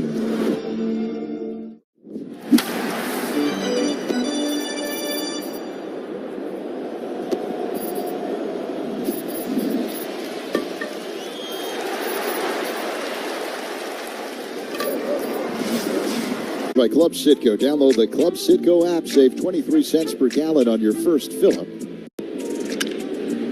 Line drive right to Bush. One pitch, one away. Lawrence Butler hit a line smash that the Cub first baseman snagged. One away. The batter is Geloff. What else you got, Zach? Well, the Phillies are leading the Padres 3-2 in the ninth inning. Kyle Schwarber with a solo shot, number 23. We already talked about Christopher Sanchez. The Red Sox all over the Orioles, 8-0 now, top of the seventh. Fastball strike to Geloff. Wilyer Abreu with a 2-run shot for Boston, his seventh. The Guardians lead the Yankees 4-3 after 6. Jose Ramirez with a solo shot, his ninth. Here comes the 0-1 from Colin Ray, a foul at the plate, 0-2. Royals and Reds tied at 2, bottom of the seventh in Cincinnati. The Braves with a 4-2 lead over the Blue Jays, last of the seventh in Atlanta. Mauricio Dubon with a 3-run home run for the Braves. The Giants strike first. They've got a 1-0 lead over the Brewers in the top half of the 6th inning. Strike 2 pitch, low and inside. And in that game, the Brewers have yet to get a hit. Logan Webb is on the mound for San Francisco.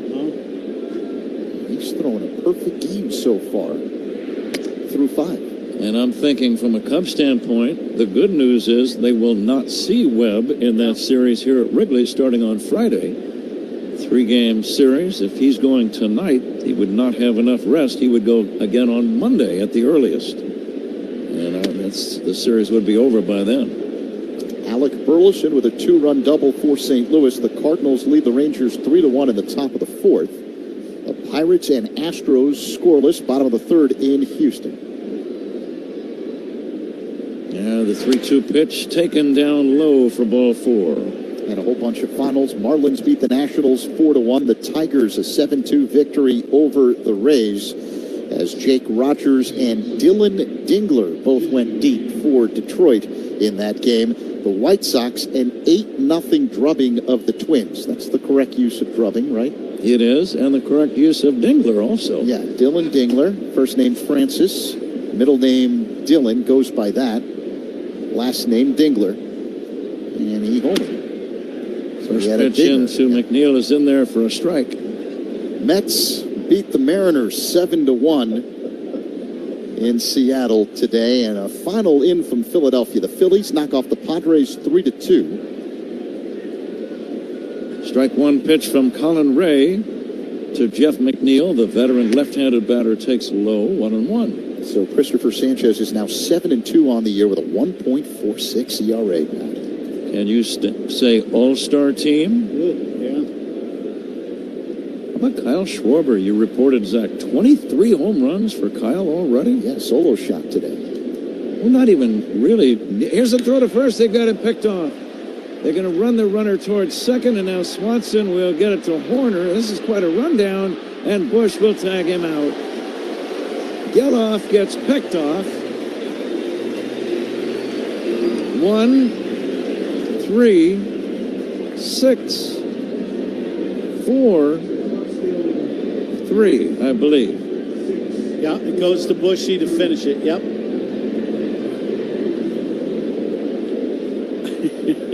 So each team has had a man picked off first. The crowd always gets excited over those long rundowns.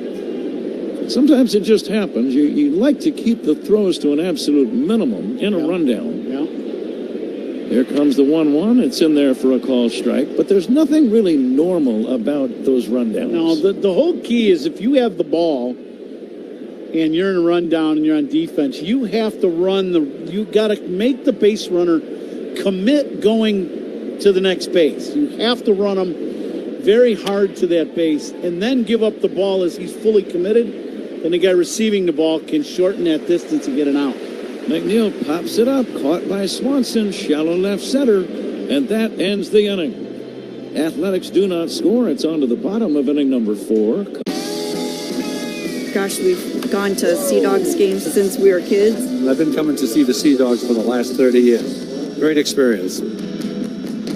Everybody here is just bends over backwards to help people out and wish the world was like it is right here at the ballpark. We've always wanted to be more than just a baseball team. We want to be strong, active, contributing members of the community. And I think that effort is seen by the people and the fans, and they want to support that effort. Broken bat, dropping, base hit, they've done it again! This time, Cole Young, walk-off win once more for the Mariners! That gum bucket's been getting to work out recently. Will Smith got the cut fastball, and what a rolling grab by Jorge Barosa. Wow. Barosa's got another one! Jorge Barosa! And the Jorge Barosa show continues in center field here in Arizona. Guided right side, Arroyo on the spin, smother! Got him! Oh, what a play in his big league debut! Good range, great arm, great play. Testing the limits of the drop. This is way back, and this is 3 in a row! Oh! The calendar flips and the Tigers start flipping the ball into the seats. This guy's a great pitcher, just a generational type of talent. And he is putting on a show. That's his 8th strikeout. Ball game and the Rangers win. Jacob deGrom, career win number 100. Puedes ser el dueño de grandes momentos del béisbol. MLB Auction te permite participar en la subasta de bates, bolas y jerseys autografiados, con artículos de tus equipos de grandes ligas favoritos, leyendas y jugadores. Visita auctions.mlb.com. The official champagne provider of the Chicago Cubs. If you can't find it at Benny's, it's probably not worth drinking. Ian Happ first up. Jeffrey Springs' first pitch to Ian is line to right center, base hit. Over to pick it up is Cortez. Sliding stop. Happ's going for 2. The ball was bobbled in the outfield. The throw to second is not in time. Very good base running by Happ. The play in front of him, he saw the right fielder Cortez slide and have a little bit of an issue picking the ball up cleanly. It's going to be a double, and it's Ian Happ's 1,000th career base hit. It's a nice milestone for Ian. And the crowd now recognizes it. They've all come in a Cub uniform. He gets an ovation, and he responds by holding up his helmet and acknowledging the fans' ovation. Big deal. 1,000 hits in one uniform. He came to the big leagues with the Cubs and has stayed here, and 1,000 hits in a Cub uniform. Congrats to Ian. Here's Dansby Swanson, and he'll take a ball down low. We're going to get a station ID soon. The Cub dugout calling for the baseball so that they can have that save for Ian Happ's trophy case. Do you have the ball that was your first big league hit? I do. Big league hit, big league home run. Absolutely. The home run ball probably is kind of mashed in on one side, I'm guessing, right? Got a flat spot? The funny story about getting the home run ball is, you know what I had to give up for the home run ball? Cash. I know, it wasn't quite that bad. The one it's taken for a strike. Now, I had only been in the big leagues for, short period of time, very short. My teammate and my locker mate at the Metrodome, Kirby Puckett. Oh, yeah. I grabbed one of his bats and made him sign it and bring it.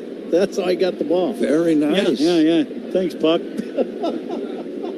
So you guys were pals for forever after that. Whether he liked it or not. I'm sure he got over it. Yeah, exactly. Coming to you live all season long from the Invesco QQQ broadcast booth.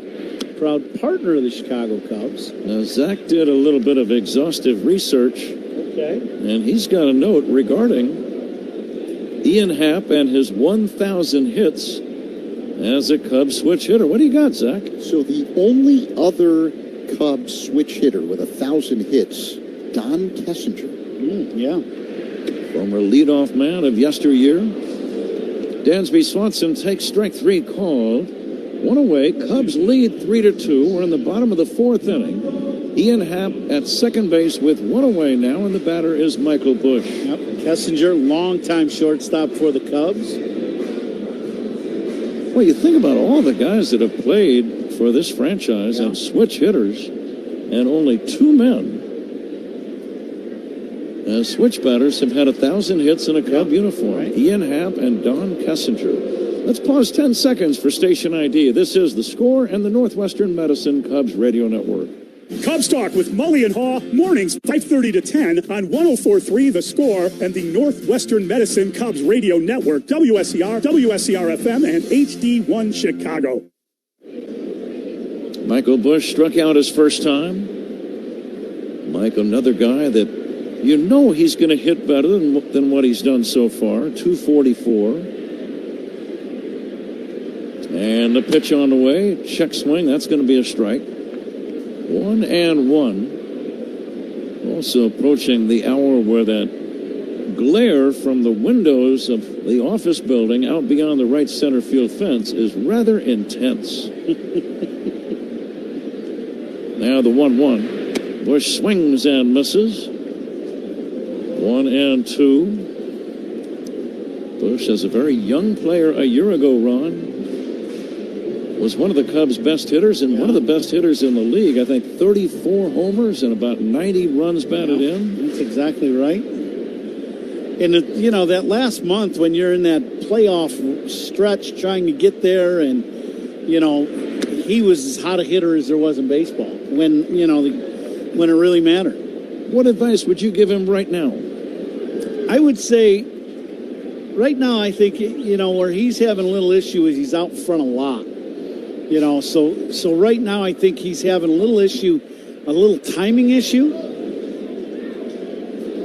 When you hit a bunch of home runs in a year like he did as a young player, you want to keep doing that. Sure. Right? So you understand it. So now what you're trying to do is hit every ball out in front of home plate. And there are times where, that's not always the easiest thing to do. 2-2 pitch fouled away, had a good swing. And if you recall, he hit quite a few home runs last year to left center field. Right now I think if he could just dial in a little bit more to the middle of the field than trying to pull the ball quite as much, I think he'd be a little better. But he's, it's a feel thing, and he's going to figure this out quickly. The 2-2 to Bush, swing and a tap foul. Right now the wind is blowing toward left field, and any ball in that area is going to get some carry. Yep. First out, sponsored by Xfinity. Reliable Wi-Fi at one price for 5 years. Xfinity, imagine that. We'll be right back out here again tomorrow night for the series finale. Shota Imanaga pitching for the Cubs. The Athletics have not yet named their starter. And now the 2-2 pitch on the way. Chopped foul. I was thinking about the A's names of their first two starting pitchers. You had Gage Jump, and tonight Jeffrey Springs. Wonder if they have anyone by the name of Leaper in their system. I doubt it. Or Trevor Trampoline, there's a very common name. Here's the 2-2 pitch, popped up foul off to the left and out of play. Trevor, you mean? Trampoline. Oh, Trampoline. Oh, there you go. Yeah. It's not a real common final last name. No. Yeah, I got nothing. I wish I had nothing. 2 balls and 2 strikes on Bush. A man at second with 1 away. And the pitch. Fouled away. Had a good cut that time. Yeah, after being out in front quite a few of these pitches in this at-bat, Michael is allowing that ball to get just a little deeper, making that adjustment as he's seeing more and more pitches. He gets a decent pitch in the zone here. He can hammer this ball. He has seen a lot of pitches in this at-bat, 9 pitches in this AB. Happ at second with 1 away, swinging a foul back. Another really good swing and a high breaking ball. I always think when this happens that the guy is going to end up hitting the ball hard somewhere because he's really seeing the ball well to get a piece of pitch after pitch after pitch. We'll see what happens. Yep, I would agree. It's 2-2. And the pitch, swinging a foul back right down below us. He challenged him with a fastball that time. It's a good battle.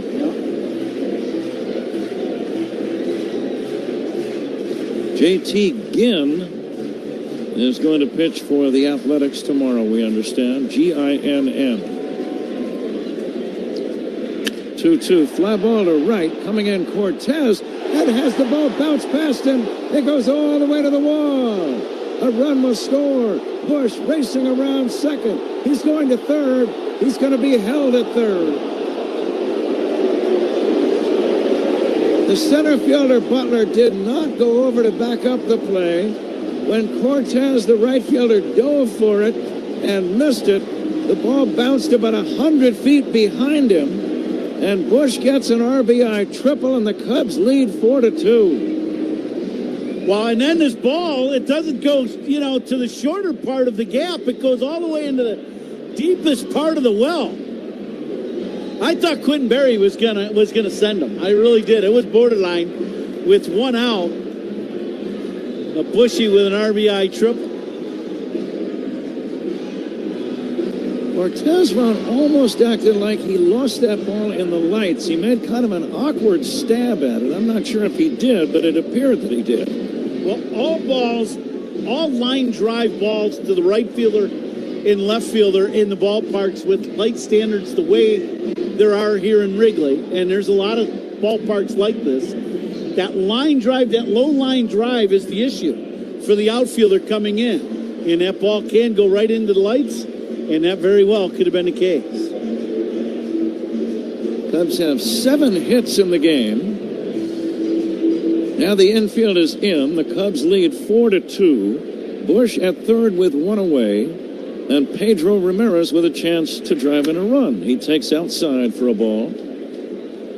Haven't seen a squeeze bunt in quite some time. This might be a possibility. Number 8 hitter waiting. And the pitch. Ground ball to first. Holding at third is Bush. No chance to score. Unassisted play by Kurtz. And that's out number 2. And it's up to Miguel Amaya. I think Michael Bush was going on contact. This ball was hit so hard and right at the first baseman. It's like, even if you were thinking of going, there's no reason. You're just going to run right into the out.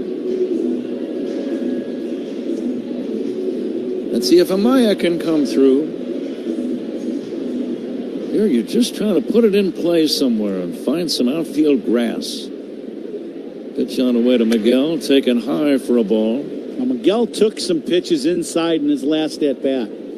I hope he is on that pitch inside, whether it be the fastball or the slider inside. Bush now with 36 runs batted in. And the pitch to Amaya is taken high.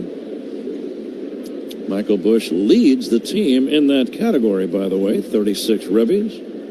Now, doubles by Cubs hitters are sponsored by Southwest Airlines. Reliable, comfortable, convenient. Southwest just makes sense. Pitch in the dirt blocked by Langoliers. It was almost a wild one.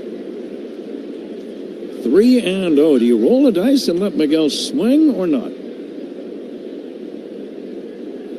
I would say yes. I think if you get a ball in the inner half, you go ahead and take a shot at the left field seats. The windup by the lefty on the pitch, taken for a strike, right down the middle. Yep, that was middle inner half, a little bit up.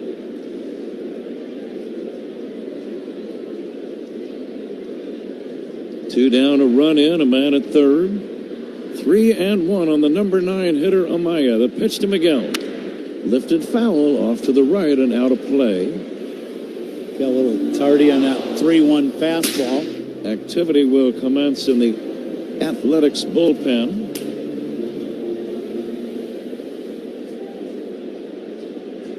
And it's a guy wearing a number that we do not have a record for. Here comes the 3-2. It's high, ball 4. And that might be all for the starter, Jeffrey Springs. And I bet we're going to find out this guy's name real soon. Joel Kuhnel. That's who I thought it was. Yeah, that's... And Kuhnel is going to come into this game. Pitching changes. Got to get yourself ready. Yes, there are hugs, and then there's that. Now, what is that? What is the purpose of that? It's an anemometer. It measures wind speed. So that's good. But it looks like a fidget spinner. Meanwhile, on the Cove, it just looks like too much fun. It was so routine, he took his eye off. You got to come up with this play. You got to. You're right there. You had 2 hands. He looked it in. Oh. They say it's a game of numbers, pero el flow es completamente otra ciencia. Esto es flow mayor. Chance for Cattell, who went 0 for 11 in Seattle. He's 0 for 3 so far tonight. Tommy takes off. Marte with a liner to left field. There it goes. 112 off the bat, and they've opened up a 4-1 lead. That's number 10 for Ketel Marte. Boy, that thing got out of here on a rope. Apparently the Dodgers didn't watch Marte against the Giants when he wore out left-handed pitching.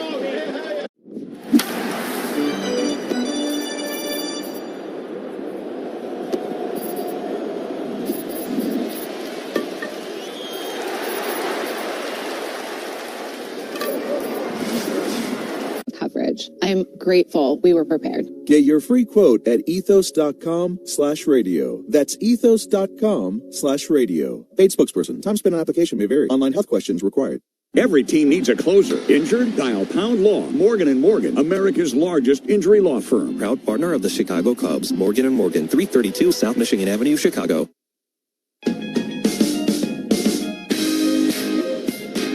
With Michael Bush's triple earlier, North Shore Adult Diapers makes another donation to the Northern Illinois Food Bank. Visit solvehungertoday.org. Pat? Good read, Zach. Thank you. Joel Kuhnel is the new man on the mound. Runners at first and third. Nico Horner, the first man to face the new reliever. Nico takes down low. Nico has flied out and doubled and scored a run. Cubs lead 4-2. And the pitch to Horner, fastball away. And the count 2-0 on Nico. Now we've got a guest in the booth. I wonder if, Danny, you always say, Pat, if you get close enough to the mics, we'll put you to work. Welcome to the booth, Danny.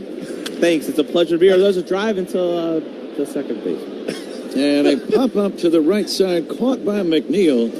Danny, excellent job, and it's great having you on our broadcast. The Cubs scored twice.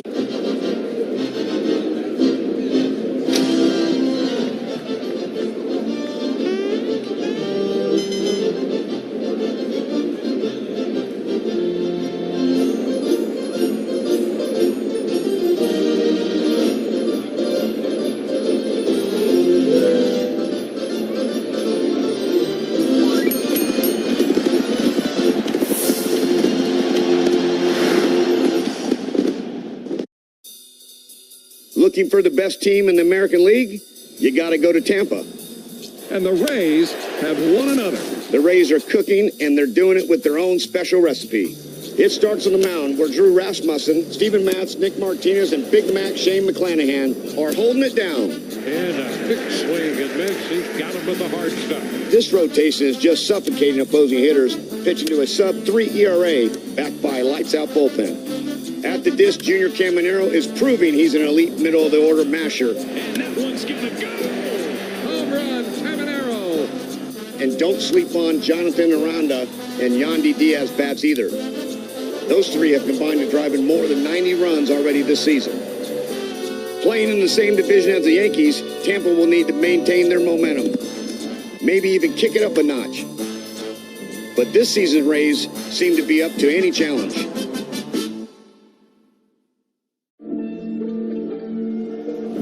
They say it's a game of... Football fans, step up to the plate like a pro with the world's largest sports book at your fingertips. Circa Sports is sports betting the way it should be, with no bet fees in Illinois. Circa Sports brings you player-friendly pricing, enhanced in-game options, exceptional customer service, and more. Whether you're betting with the home team or scouting the next big matchup, take your swing with the Circa Sports app. Start betting like a pro from anywhere, anytime in Illinois. Download your new bookie today at circasports.com.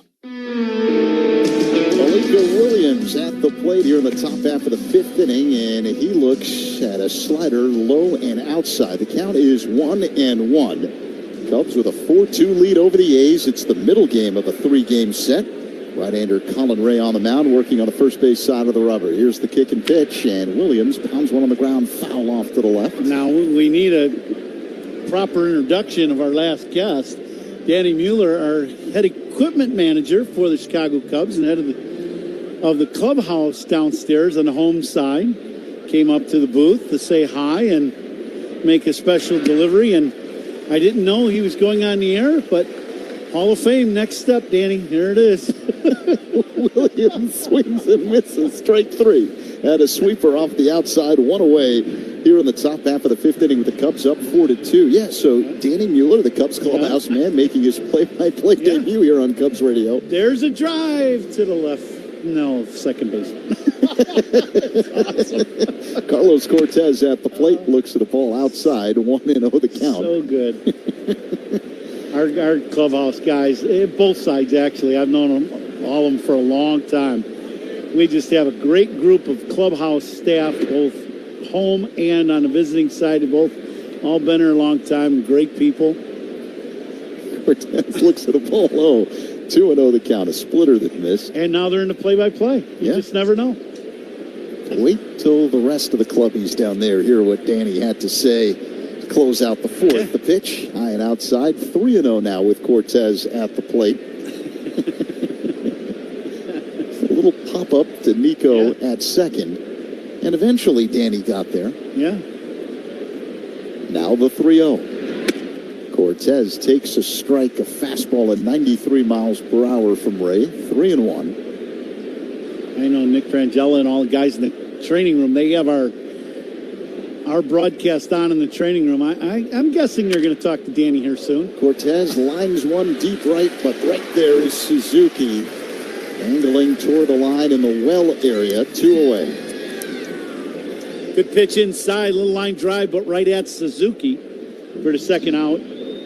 Here in the 5th. Coming to you live all season long from the Invesco QQQ broadcast booth.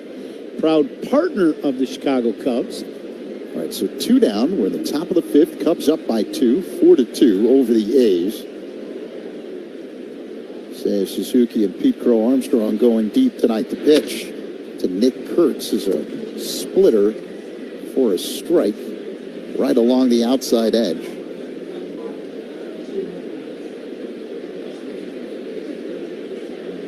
Righty-lefty matchup. And now the 0-1. That misses high. 1 ball and 1 strike. First out in the inning, sponsored by Xfinity. Reliable Wi-Fi at one price for 5 years. Xfinity, imagine that. Kurtz is 0 for 1 with a walk tonight. Ray deals.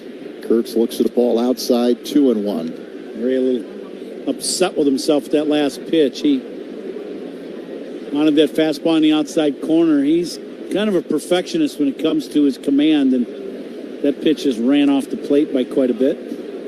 Now the 2-1. Swing and a miss. There you go. Fastball, 94 miles per hour, right where he wanted it. 2-2. Some guys you love watching pitch. Like the pitching side of it is really a big deal. It's, and we all love watching guys throw 100 miles an hour, too. As long as I don't have a bat in my hand, but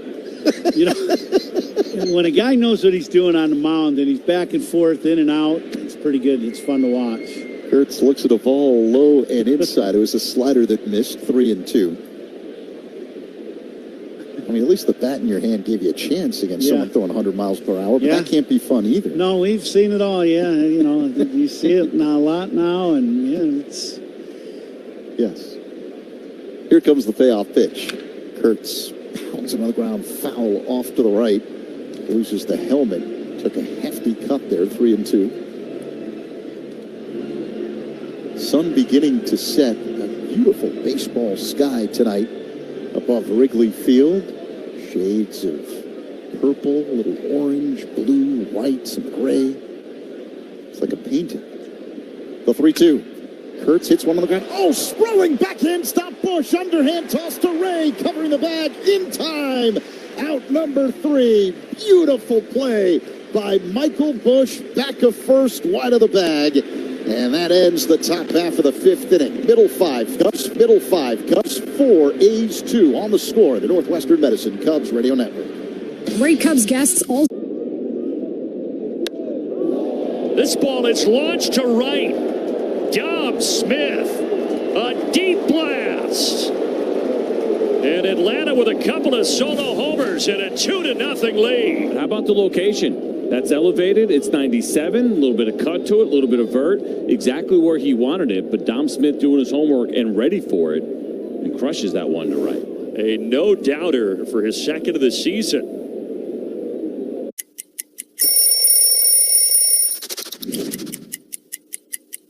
I went to college at Northeastern University, and all my friends were Red Sox fans, and while in my 3 years there, I really grew to appreciate Red Sox Nation and everything that they bring to the table, and once I got my head wrapped around the trade, I was really, really excited. I think they have one of the most iconic logos, these two socks right here on the sleeve. I love keeping it simple, really fond of the font, and I think it's a really cool look. You know, we like to stay on topic here, but Squirrel. What? Where? Squirrel. Where? Oh, no. How about that? That went right up into the batter's eye, into the camera position. How about that? Whoa, that one will fall into the White Sox dugout. Well, it looks like he's still aggravated about being traded away. She's so excited she just threw it back. That was off the ledge, too. We can't get that down. How do you get out, though? That's the problem. There's no exit.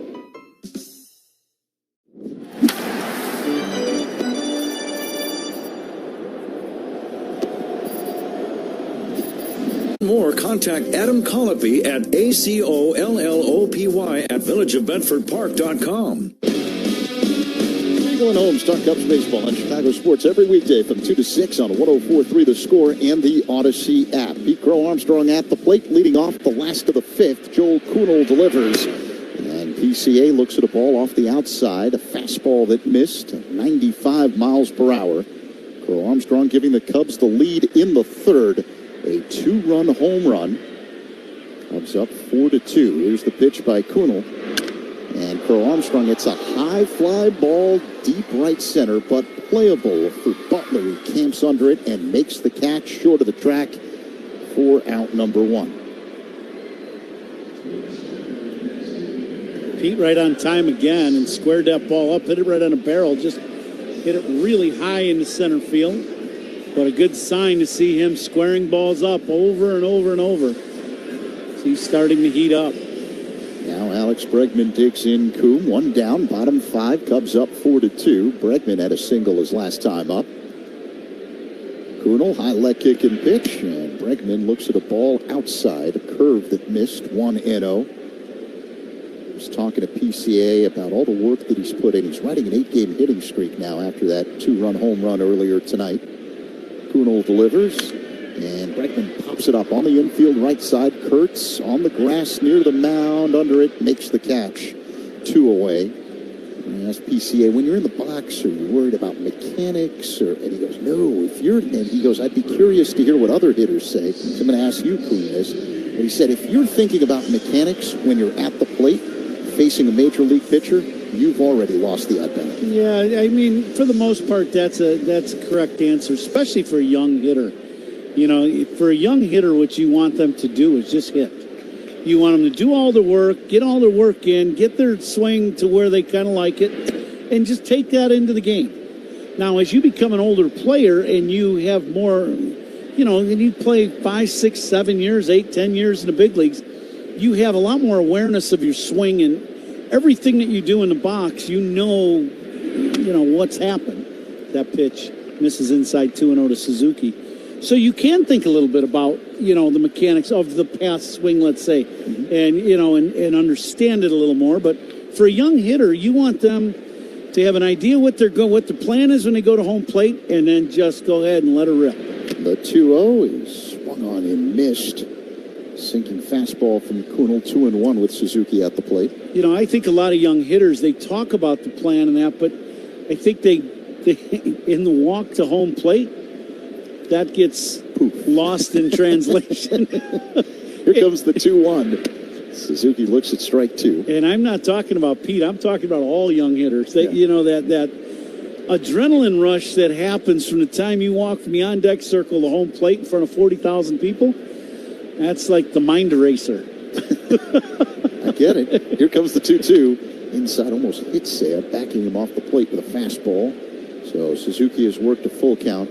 Armstrong said that the idea usually, he talks to Alex Bregman a lot and one of the Cubs hitting coaches, John Maley, about just a plan of attack for that particular at-bat. Here comes the 3-2. Seiya swings and misses. Strike three. Cubs go down in order in the fifth. We head to inning number 6 with the Cubs up 4-2 over the A's. On the score in the Northwestern Medicine Cubs Radio Network. Schlittler, 25 years old. He spent the season until June in Double-A last year, then moved up to Triple-A, and he was called up to the Yankees on July 9th, and what a difference he made. Swing and a miss.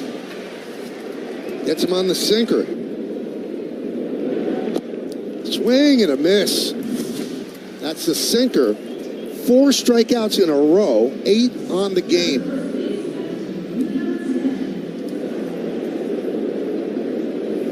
All your favorite games from MLB Play are back, bigger, bolder, and better than ever. Test your skills with daily puzzles like MLB Pickle, the Ultimate Mystery Player Challenge, and Immaculate Grip, where stats and strategy collide. Then in Spinball, build your roster, take on your friends, and compete for the weekly prize. Or be the first to beat the streak and hit your way to the $5.6 million jackpot. Plus, the all-new Daily Walk-Off. Lock in your players by category for the walk-off win.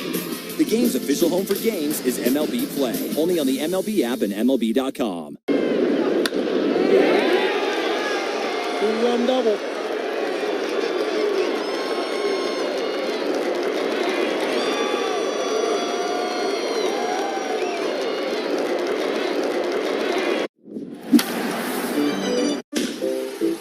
Hey Cubs fans, this season, the Chicago Cubs are pitching for chicken with Chick-fil-A. If the Cubs strike out 3 batters in any inning during a home game, everyone gets a reward from Chick-fil-A on their mobile app.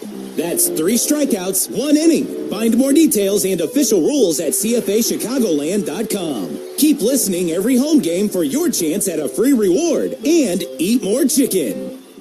Strike 3, you're out. This Friday, June 5th, the Cubs take on the Giants at 1:20 in the afternoon. Up to the first 5,000 early arriving fans of the Budweiser bleachers, 21 and older, receive a Cubs 1910 replica jersey presented by Budweiser, so be sure to arrive early. Shea Langoliers drives one to deep center, but it's playable for Pete Crow Armstrong. And he makes the catch maybe 10 feet shy of the track. And the 6th inning is underway. Craig Counsell heading to the mound. And let's see if there's going to be a pitching change. I believe there will be. I think I saw the, yep, there will be a pitching change. So a good job by Colin Ray. It's his game to win if the bullpen can hang on. Obi Milner coming in and pitching change. They say it's a game of numbers, pero el flow es completamente otra ciencia. Esto es flow mayor. I was so inspired by what you were making that I want to do my own all-star ballpark bite, but I'm thinking we take some of that brisket that you make, and I'm going to do like a little slider. Got the pepper jack cheese, some American, get it going with some of the barbecue sauce that you have, that spicy, delicious one, and then caramelized onions. Make like a little sandwich. We cool? Sound like a plan. I think we did good. Oh, thank you. Thank you. Thanks, Chef. Speaking of upper body commando, no shame in their game. Oh, it hit the bat, and then the bat hit the helmet. It's a trick shot. The big kitty's here. Well, the therapy rabbit, you mean? Oh, error on Andy Rodriguez, the Pirates' first baseman, who's fairly camped underneath it. It's pretty cold down here, and I needed a hat. I didn't have one, so Mr. Met lent me his. Oh, nobody caught it. Boy, all sorts of communication issues between Rojas and Sosa.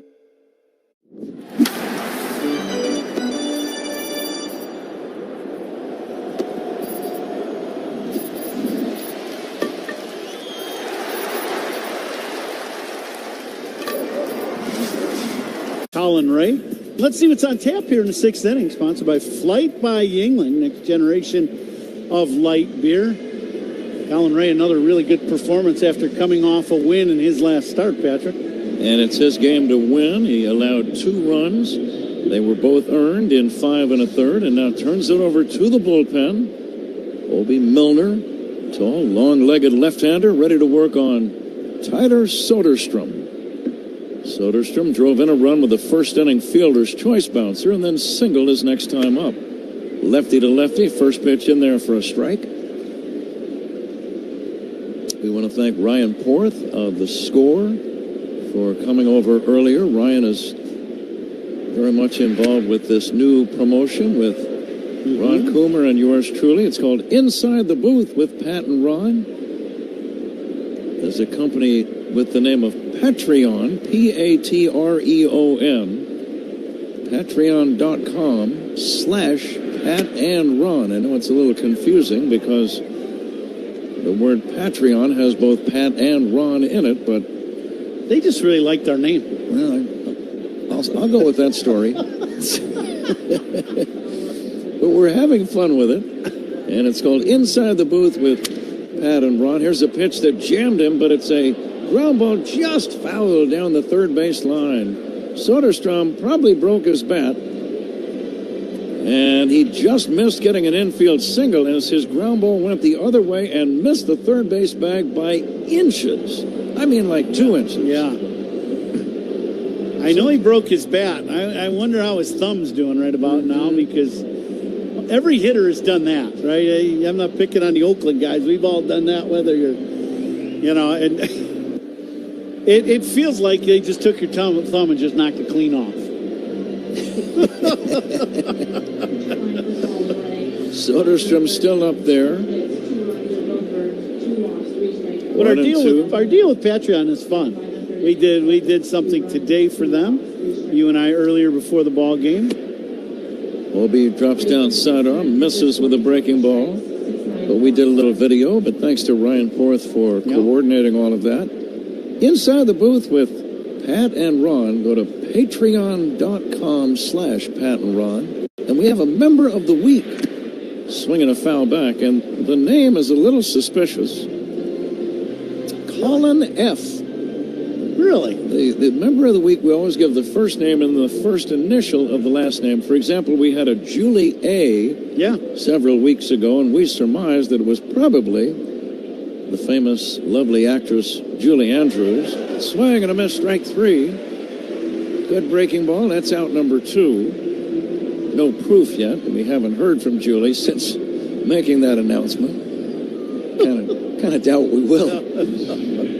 But we're having fun with it, and we're going to do a video tonight. For example, we recorded a section with me asking Ron, when he played, who were 3 of the toughest pitchers you ever faced?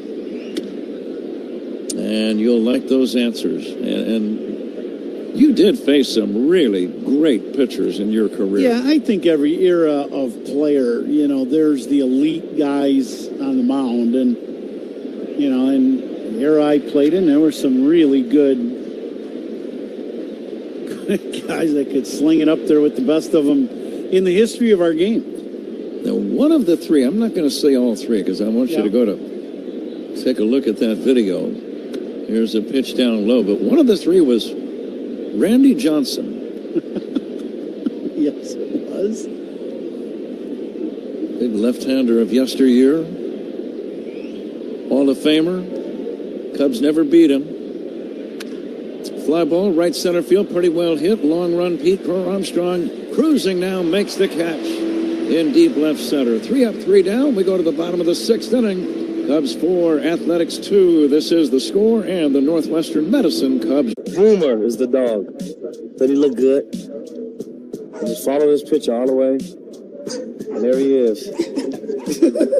Boomer's dad. That was kind of a change from the everyday thing that we normally do as far as baseball cards are concerned. Hey, I have a Labrador. Where's my card? A little bit different, and it turned out to be a fun experience. It was just when the camera crew tried to leave that there was a problem. You can't leave.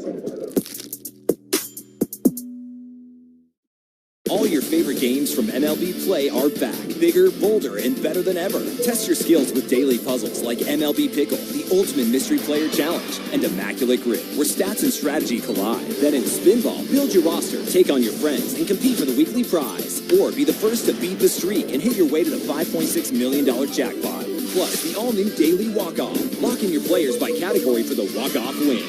The game's official home for games is MLB Play. Only on the MLB app and MLB.com.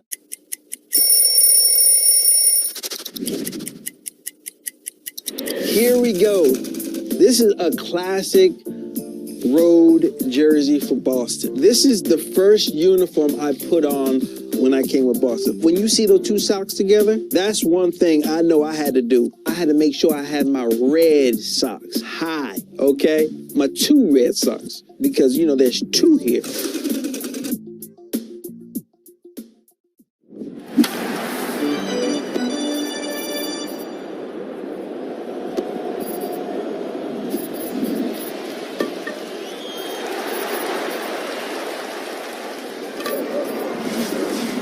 Great clips. It's gonna be great. With Ron Coomer, Pat Hughes back at Wrigley.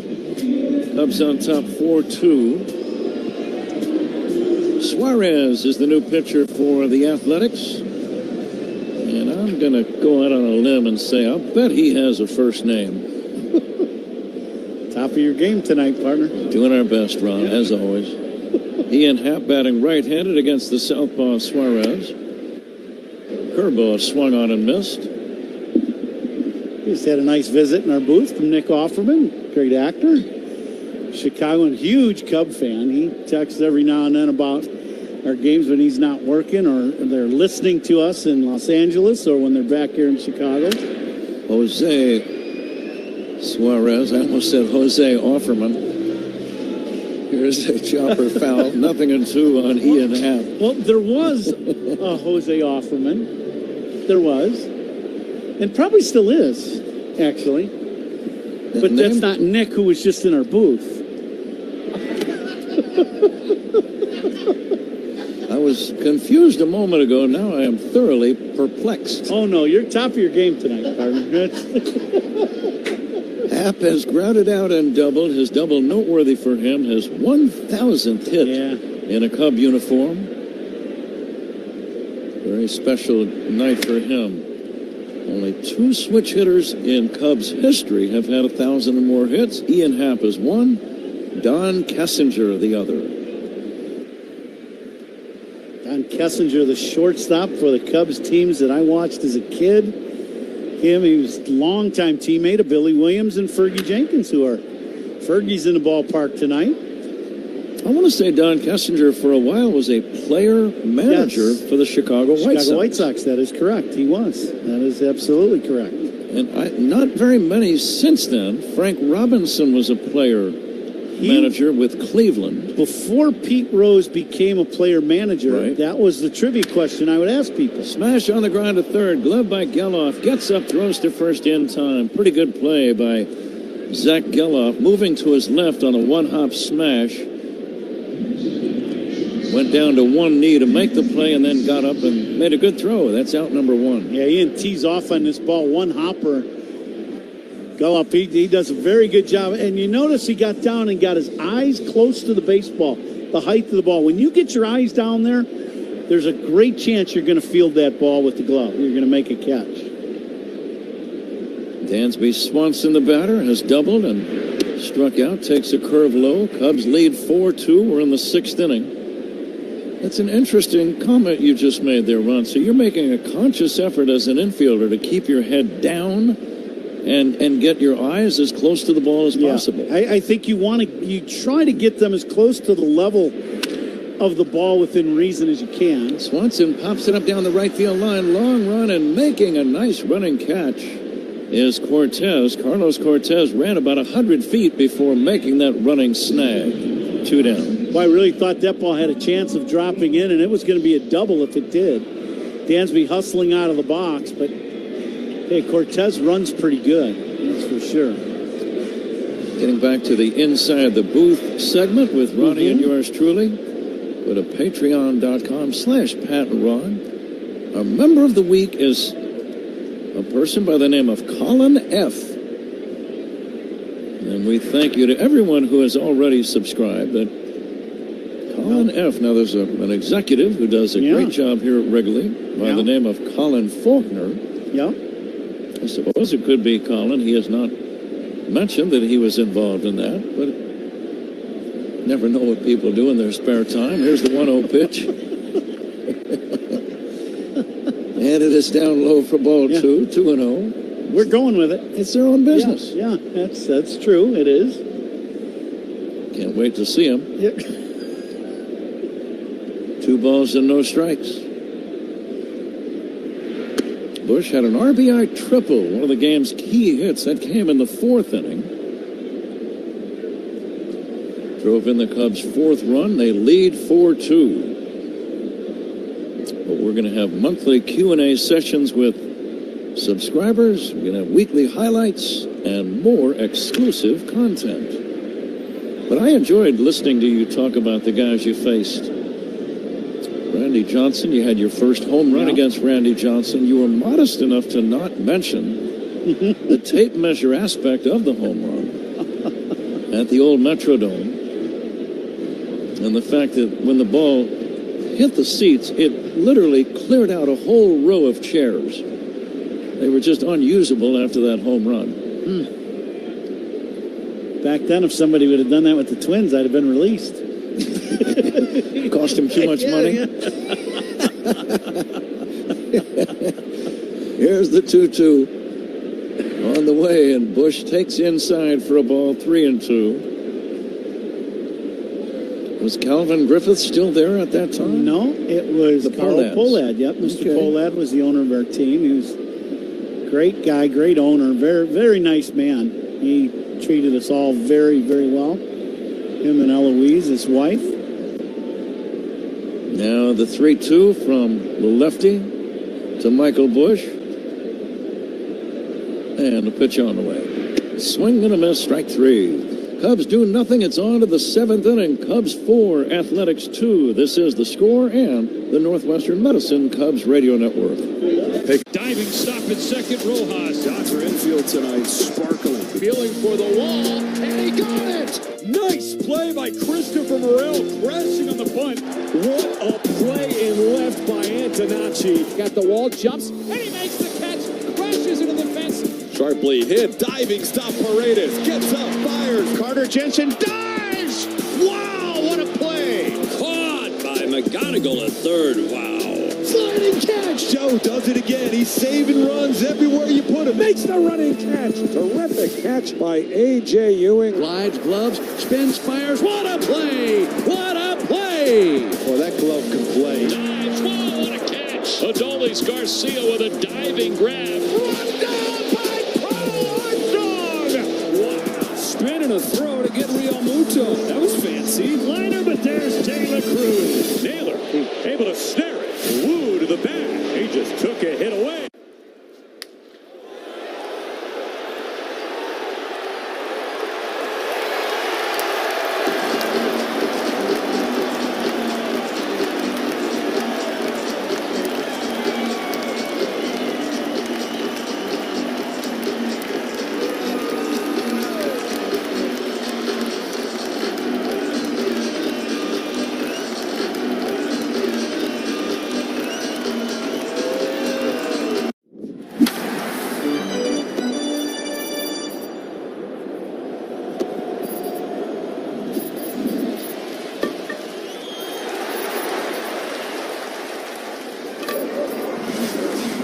Decking and railing, everything wood should be. Visit TimberTech.com. Huh? It's on to inning number 7, Zach.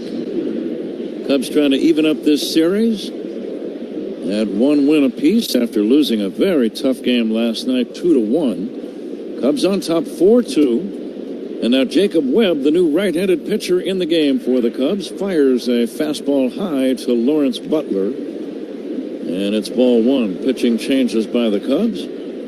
Sponsored by James Hardy Building Products. Siding with the Cubs. James Hardy, here's a swing and a foul back, and the count 1-1. Take a look at some baseball history brought to you by villageofbedfordpark.com. It's time to make history for your business in Bedford Park. Got to be some good stuff today, right? Really good stuff. Very famous stuff. Okay. There's a pitch in there for a strike. Kenny Holtzman pitched his second no-hitter on this date, June 3, 1971, in Cincinnati. The great Lou Gehrig became the first American League player to hit 4 homers in a game on this date in 1932. We'll get back to the Holtzman game, though, very famous. There's a foul off to the left out of play. You said in Cincinnati, right? In so that's Cincinnati. the big red machine. Holtzman pitched his second career no-hitter. The other one was against the Braves here at Wrigley. Here, yeah. But 1-0 at Old Riverfront Stadium in Cincinnati, and he also scored the only run of the game. Really? It said he was the Benny's Beverage Depot player of the game. Yeah. Butler swings and misses, strike 3. That's out number 1. You throw no and score the only run, there's a pretty good chance you're going to be it. But it was a squeaker, too, which adds drama to any no-hitter. It was a 1-0 final. Cubs got their only run on a Glenn Beckert RBI single in the 3rd inning. And interestingly, Johnny Bench, the great slugging catcher, this is how good Holtzman was that game. He tried to bunt for a base hit in the 7th inning. Can you imagine that? And now the unique thing about that is Kenny Holtzman was a left-handed pitcher, right? And obviously Johnny Bench was a right-handed hitter. And he's still trying to bunt. That's when you know Holtzman had great stuff that day. Here's a little chopper back to the mound, fielded by Webb. He'll throw to first in time. Geloff is out number 2. Cubs leading 4-2 in the 7th inning, and the batter is Jeff McNeil. It said the bunt by Johnny Bench, it's a 1-0 Cubs lead in the 7th inning of that game. He bunted down the third baseline. Ron Santo and catcher Danny Breeden could only stand, watch, and hope that the ball would roll foul. It finally did creep across the line just as it lost its last bit of momentum. Really? But it's just interesting to me that a slugger like a Johnny Bench in a no-hitter is trying to lay down a bunt. Yeah. Doesn't that strike you as a little peculiar? 100%. When you said that, I was like, wow. Especially, you get a left-handed pitcher on the mound. The Reds are looking for him to do the damage. Absolutely. Right? And tie the game with one swing. Right. That's the point.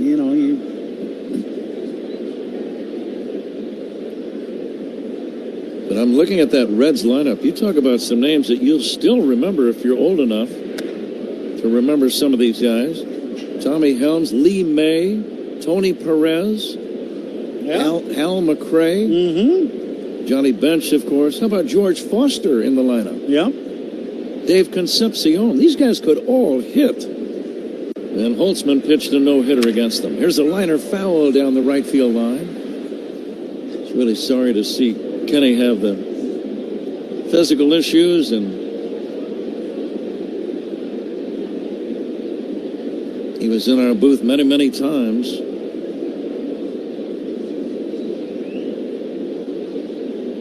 And now the 2-2 to McNeil. Line toward left, coming in half, has to play it on a bounce. It is a 2-out opposite field single for McNeil.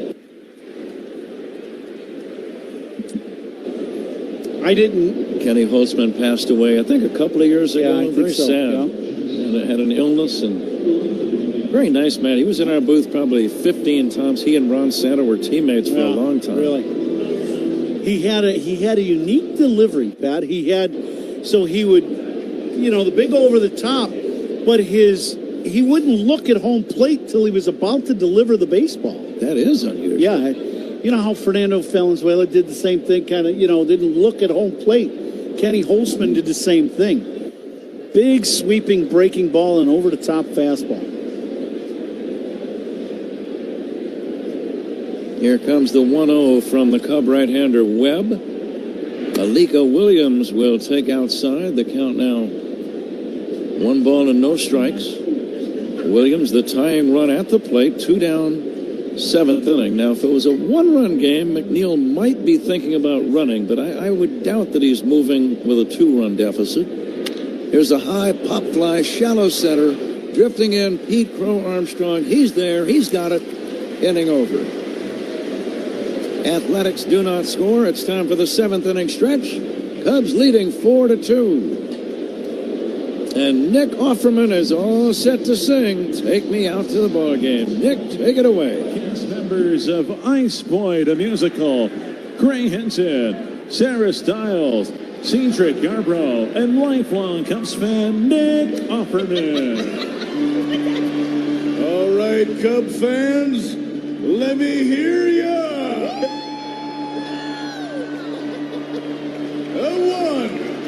a 2, a 3. Take me out to the ball game. Take me out with the crowd. Buy me some peanuts and Cracker Jacks. I don't care if I never get back. Oh, it's root for the Commies. If they don't win, it's a shame. For it's 1, 2, 3 strikes, you're out and we go ball game. Let's get some. The Cubs play here with Hall of Famer Pat Hughes and All-Star Ron Coomer on 104.3 The Score. Imagine having your... They say it's a game of numbers. Pero el flow es completamente otra ciencia. Mi trabajo es sencillo, cachar ese ritmo que solo nuestra gente tira y regarlo por toda la temporada. Flow mayor is where all those rhythms meet. Porque el flow no es de un solo jugador, es de un corillo entero que prende estadio. De San Diego a Santo Domingo y cada parada en el camino. Cuando estamos activos, la liga sube de... All right, Zach, left-hander on the mound for the A's. Suarez working on Pedro Ramirez. Pedro, right-handed batting infielder, has flied out and grounded out. Ramirez playing in his 6th Major League game here tonight. He wears number 75 on his back. Here's the windup and the pitch to Pedro. He's looking at a ball up high, 1-1. Jose Suarez on the mound for the Athletics. See if the Cubs can make their lead a little more secure as we start to move toward the late innings. We're in the bottom of the 7th. Here comes the pitch. Line foul off to the right and out of play.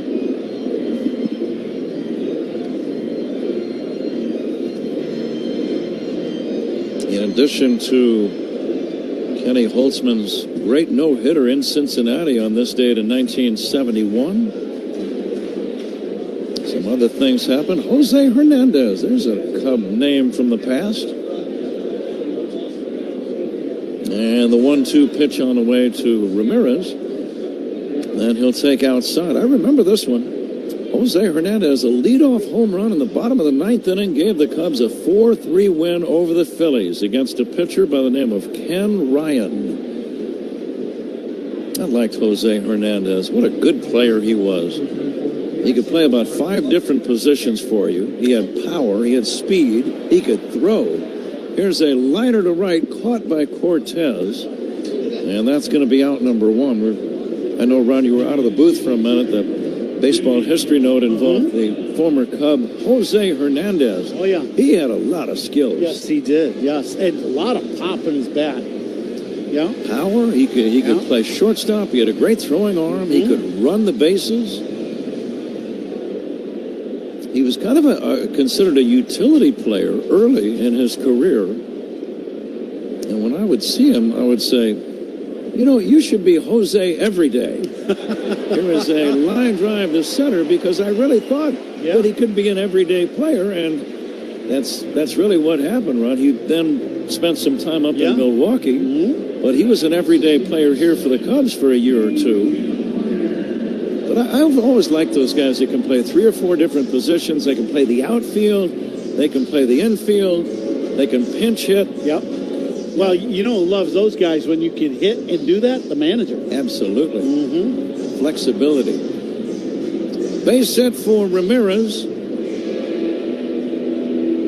Or rather, Amaya had the base hit with 1 away. We're in the 7th inning. Cubs lead 4-2. The Athletics. It's a 5-man umpiring crew here today. And this young superstar is in the stands. Did their feet get tangled up? Yes. So Hoppy tripped, or he might have caught that ball. There's a fastball. There's a flying bat. It's a high car. And that ball is off the ladder. It's actually off the ladder. You never see that. Haggerty is on with an infield hit. A little tumble behind the mound. Hat fell off. That was awesome. I mean, you just don't see that.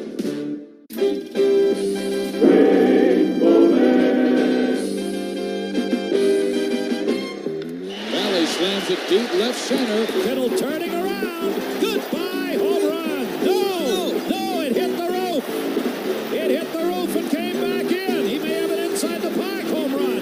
No, they're going to hold him. They can't. He went through the sign. Fisk has got him. There's one for the books. Puedes ser el dueño de grandes momentos del béisbol. MLB Auction te permite participar en la subasta de bates, bolas y jerseys autografiados, con artículos de tus equipos de grandes ligas favoritos, leyendas y jugadores. Visita auctions.mlb.com.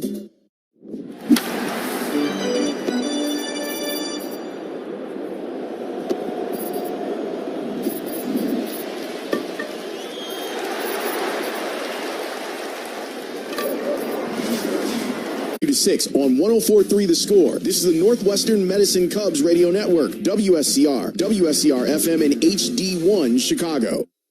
A reminder that all reviews in this game are sponsored by Northwestern Medicine. A second opinion is always a good idea. Get yours at Northwestern Medicine. Pat? Okay, Zach. Former Cub Mark Leiter Jr., a right-handed reliever, has entered the game for the Athletics. He inherits a runner at first with one away, bottom of the seventh inning, and the Cubs leading the Athletics 4-2. First pitch from Leiter is a breaking ball strike to Nico Horner. Now, Nico and Leiter were teammates. I always wonder, Ron, does that give you undoubtedly had to face some pitchers that used to be your teammates. Yeah. Does that give you any insight into facing him, the fact that you were teammates? Yeah, absolutely. You know exactly what he throws. Here's the 0-1, hit in the air to right center. On the run is Butler. Butler makes the catch. And retreating to first is Amaya, 2 down. But I definitely think that helps you. There's no doubt. You know how he goes about getting out. Cubs hitters are going to know he likes fastball, a lot of split fingers. He threw Nico a first pitch curveball, and that's not something Nico would have expected, and he stole a strike from Nico.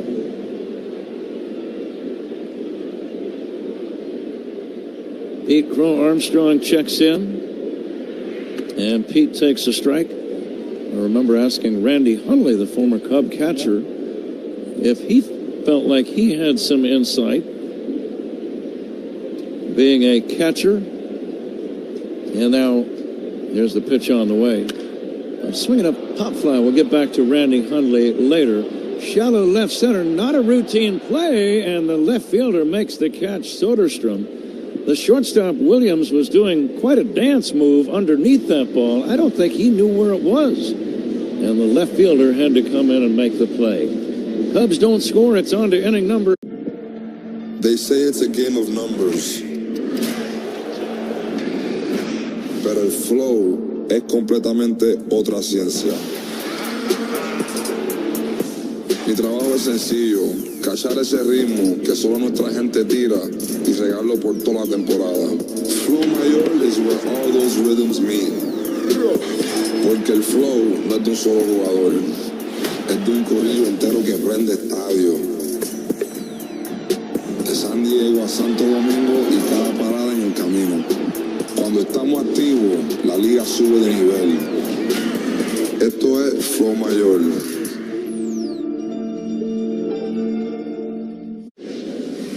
Chris Sale's 10th start of the season was a beauty. He goes 7 innings, giving up just 1 run, and he is in line for his first win against the Marlins.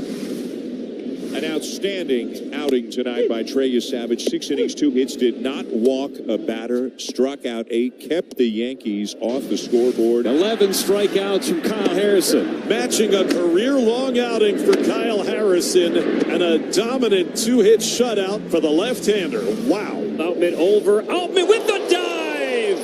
Superman hit-saving play by James Outman. Ryan drops his glove on the mound and gives James Outman a standing ovation. First pitch of the game, the pitcher hits it out. A living, breathing statue, Shohei Ohtani. You just Don't dare take your eyes off of him. He's a walking history book. It's ridiculous what he does. Of orthopedic care. Visit IBJI.com for locations. Top of the 8th inning here on a gorgeous night here at Wrigley Field.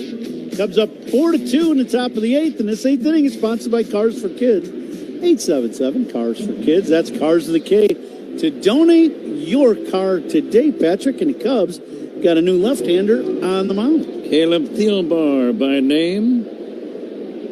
Very good ERA this year, 2.84. Leading off the 8th inning is Colby Thomas.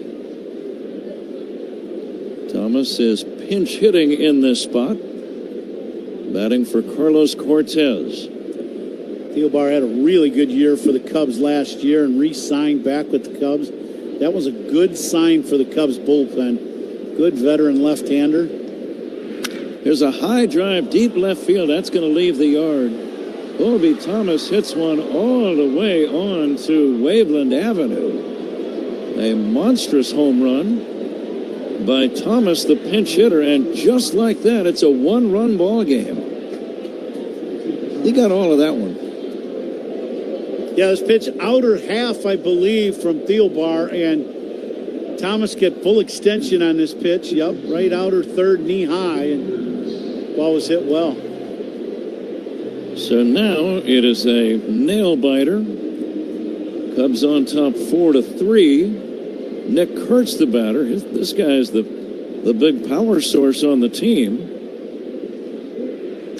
And he was trying to tie the game with that swing as he fouls it back.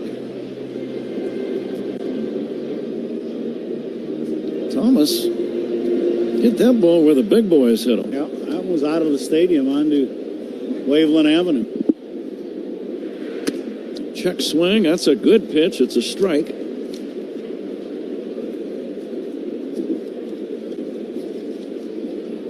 And the crowd a little more subdued right now, realizing it's a one-run ball game. Yep.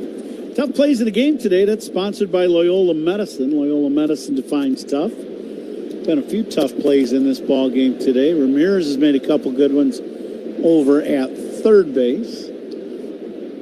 Here's the pitch to Kurtz. Popped up foul. Kurtz keeps that front shoulder in, even against the left-handers. This guy's a good hitter. Yeah, he really is. Hitting 286, 11 home runs, 42 driven in. The Athletics still unaffiliated with any city. They will eventually become, at least I think, the Las Vegas Athletics. Well, if not, they're building a stadium for nothing because it's about halfway to two-thirds done. Now they're playing in Sacramento in what has been a minor league facility for many, many years. Yeah. And this is their second year playing their home games there, so they still have, I mean, that's still near the Bay Area of Oakland and Sacramento. That's about 2 hours away. Now the pitch to Kurtz, low and outside for a ball. But it is odd, though, to have a team without any city affiliation. Yeah. That's a tough decision to make, I would think, when you're getting ready for this situation that the A's found themselves in with their lease running out at what was at one time Oakland Alameda County Stadium.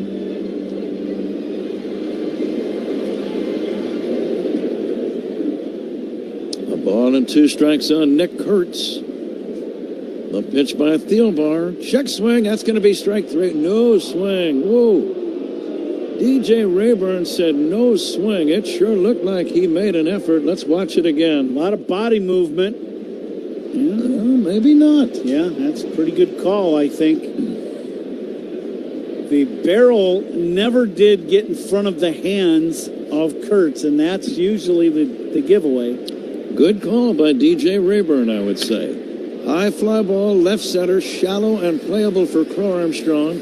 Drifting in, the left-handed center fielder makes the catch, and that's out number 1. First out in the inning, sponsored by Xfinity. Reliable Wi-Fi at one price for 5 years. Imagine that. See how we did in the Benny's Beverage Depot attendance game. If you can't find it at Benny's, it's probably not worth drinking. Ron Coomer is the winner tonight. 33,700 was your guess. The actual figure tonight, 31,922. Curveball is outside to Shea Langoliers.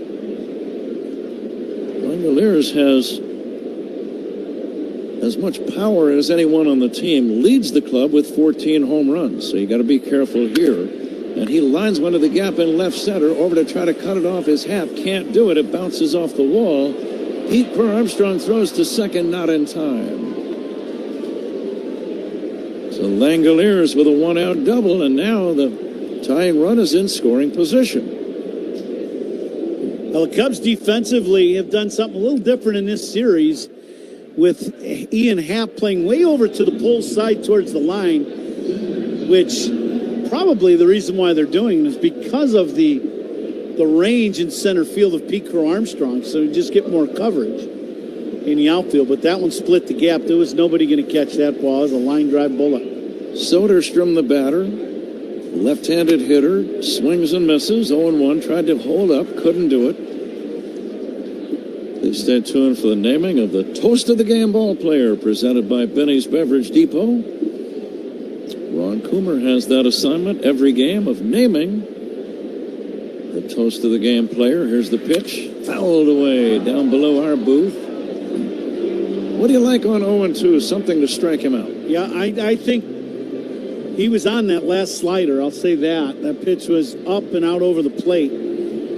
I would say you probably want to throw something out of the zone, whether it be up with a fastball out of the zone or that slider down and away. Here's a smash foul, a late swing. But Soderstrom stays alive. Zach Zaidman working on the post-game show. That's coming up after the game. The Old National Bank Cubs radio post-game show, the official bank of the Cubs radio network. Breaking ball in the dust, blocked skillfully by the Cubs catcher Amaya.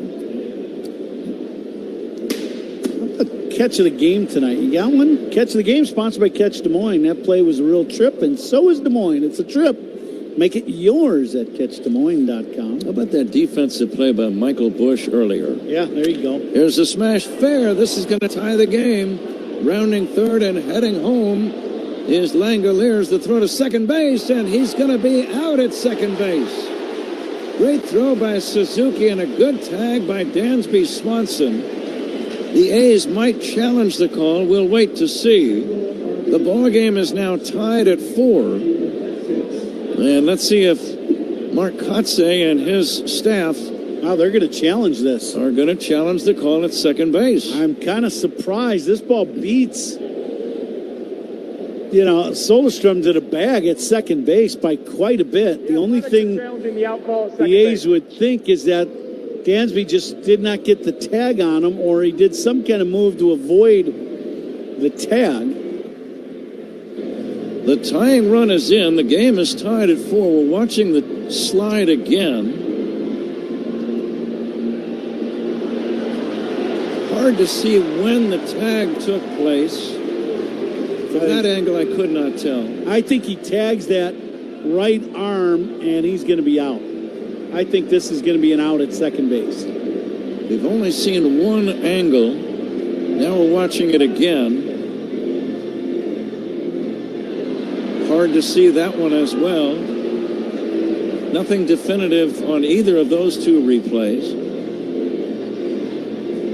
What do you think? I think he's out. I think there's almost no chance of him not making contact with the right arm when he first puts the tag down and then into the chest area. The chest area, if that's the only tag, then it's very close. But I think he gets the arm. The runner is out. Yep. The runner is out at second base. Soderstrom does get the RBI single. And a good throw, 9-6 on the putout. But now the ball game is tied at 4 in this 8th inning. Thielbar has allowed 3 hits to the 4 batters he has faced, and he'll leave the game. And a new man coming in from the Cub bullpen, and Cubs pitching changes. Those are sponsored by James Hardy Building Products. Exciting. All right, I got a couple packs of 1986 Topps baseball cards. Let's open them up and see who's in here. I love the bubble gum. Oh my. Tom Seaver, but with a White Sox uniform on. The franchise for the Mets. I played with him in 1983, my rookie season. I was just in awe with these guys when I saw them in spring training and got a chance to play with them. Baseball cards of memories. Puedes ser el dueño de grandes momentos del béisbol. MLB Auction te permite participar en la subasta de bates, bolas y jerseys autografiados, con artículos de tus equipos de grandes ligas favoritos, leyendas y jugadores. Visita auctions.mlb.com. Tip of the cap, and now here we go. He gets Larry Walker, and here he is. He's going to face him right-handed. Why not? He looks like a catcher hitting. And now he's back to the left side. And a 2-out walk. So Walker reaches base after that first pitch that was like the flyby here right after the anthem.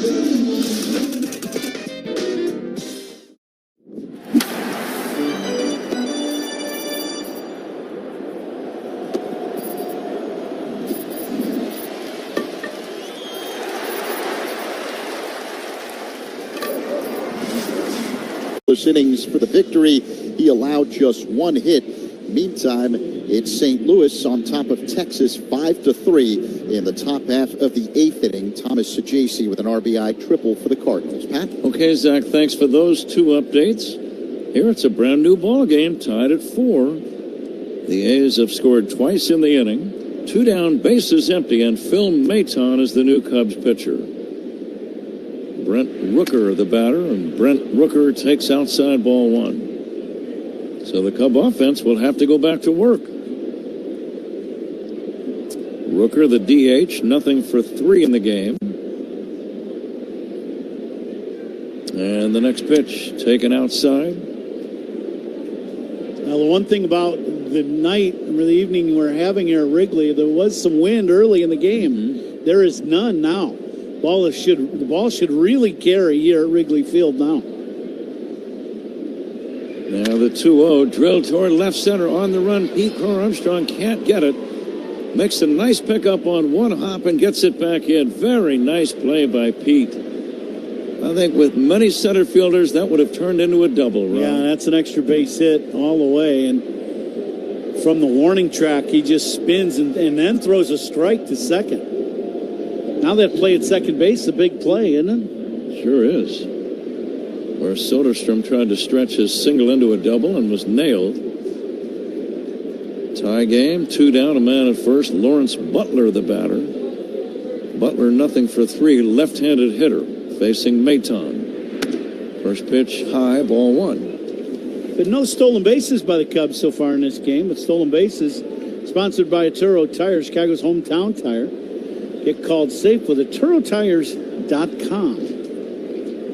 Outfielders will try to cut off anything in the gaps. Fastball high, 2-0. Rooker, the runner at first. Rooker does have 2 stolen bases. He has not been caught this year, so he's an infrequent stealer. Here's a foul out of play, and the count 2-1 on Butler.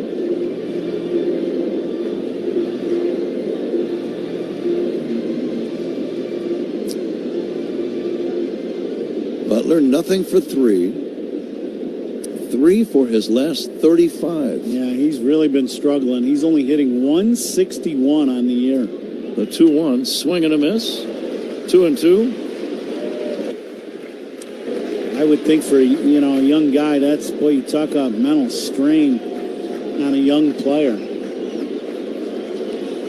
Crowd wants the inning to end right now. Listen to these fans. Here's a liner foul down the right field side, out of play. Off-speed delivery. Butler may have broken his bat. He wants a new piece of wood.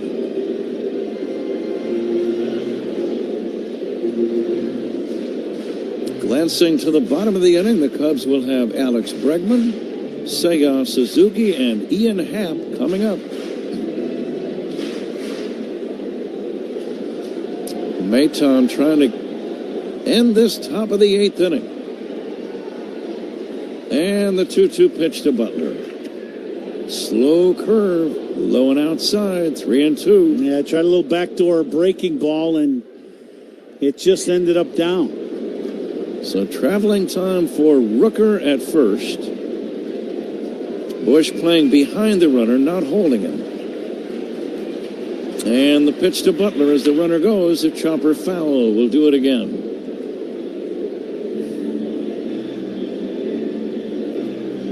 Pete Crow Armstrong will lead off. Let me correct that. Alex Bregman will lead off the bottom of the inning. Suzuki and Happ to follow.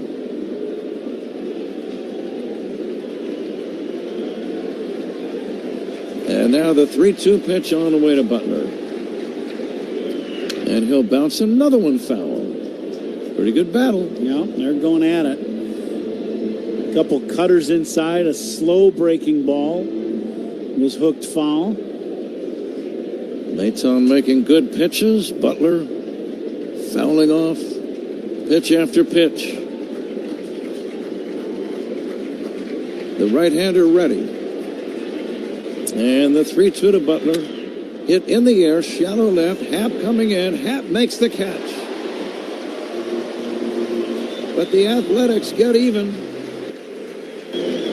A home run by Cortez. And Soderstrom with an RBI. Fastball at 102 on the outside edge. 8 strikeouts for Mizorowski. 7 innings, and it's scoreless. The Yankees had an inning for the ages in the third. It was unbelievable. 13 runs on 11 hits. Strikeout number 10. Leiter ties his career high. 5 2/3 scoreless. A great afternoon for the Rangers' young righty. Oh, my goodness. You want to say that this guy is back? He's more than back. He is absolutely on fire. Acuna strikes again. His last 5 hits, all 5 homers. Tracking it back towards the wall. It's by the pole. And Siri got it. He went up and got it. Took away a grand slam. That's an outstanding saver of 4 runs. Do you see yourself maybe one day after baseball, like maybe food critic, food writer? I would love to do that. That's the plan. I've been doing it ever since I was in the big leagues. It's just fun. It's fun to interact with people, like the fans, because a lot of my followers are baseball fans. Mm-hmm. So it's nice to interact with them on a topic that's not baseball. A lot of people seem to rally around that. I mean, who doesn't love good food? Puedes ser el dueño de grandes momentos del béisbol. MLB Auction te permite participar en la subasta de bates, bolas y jerseys autografiados, con artículos de tus equipos de grandes ligas favoritos, leyendas y jugadores. Visita auctions.mlb.com.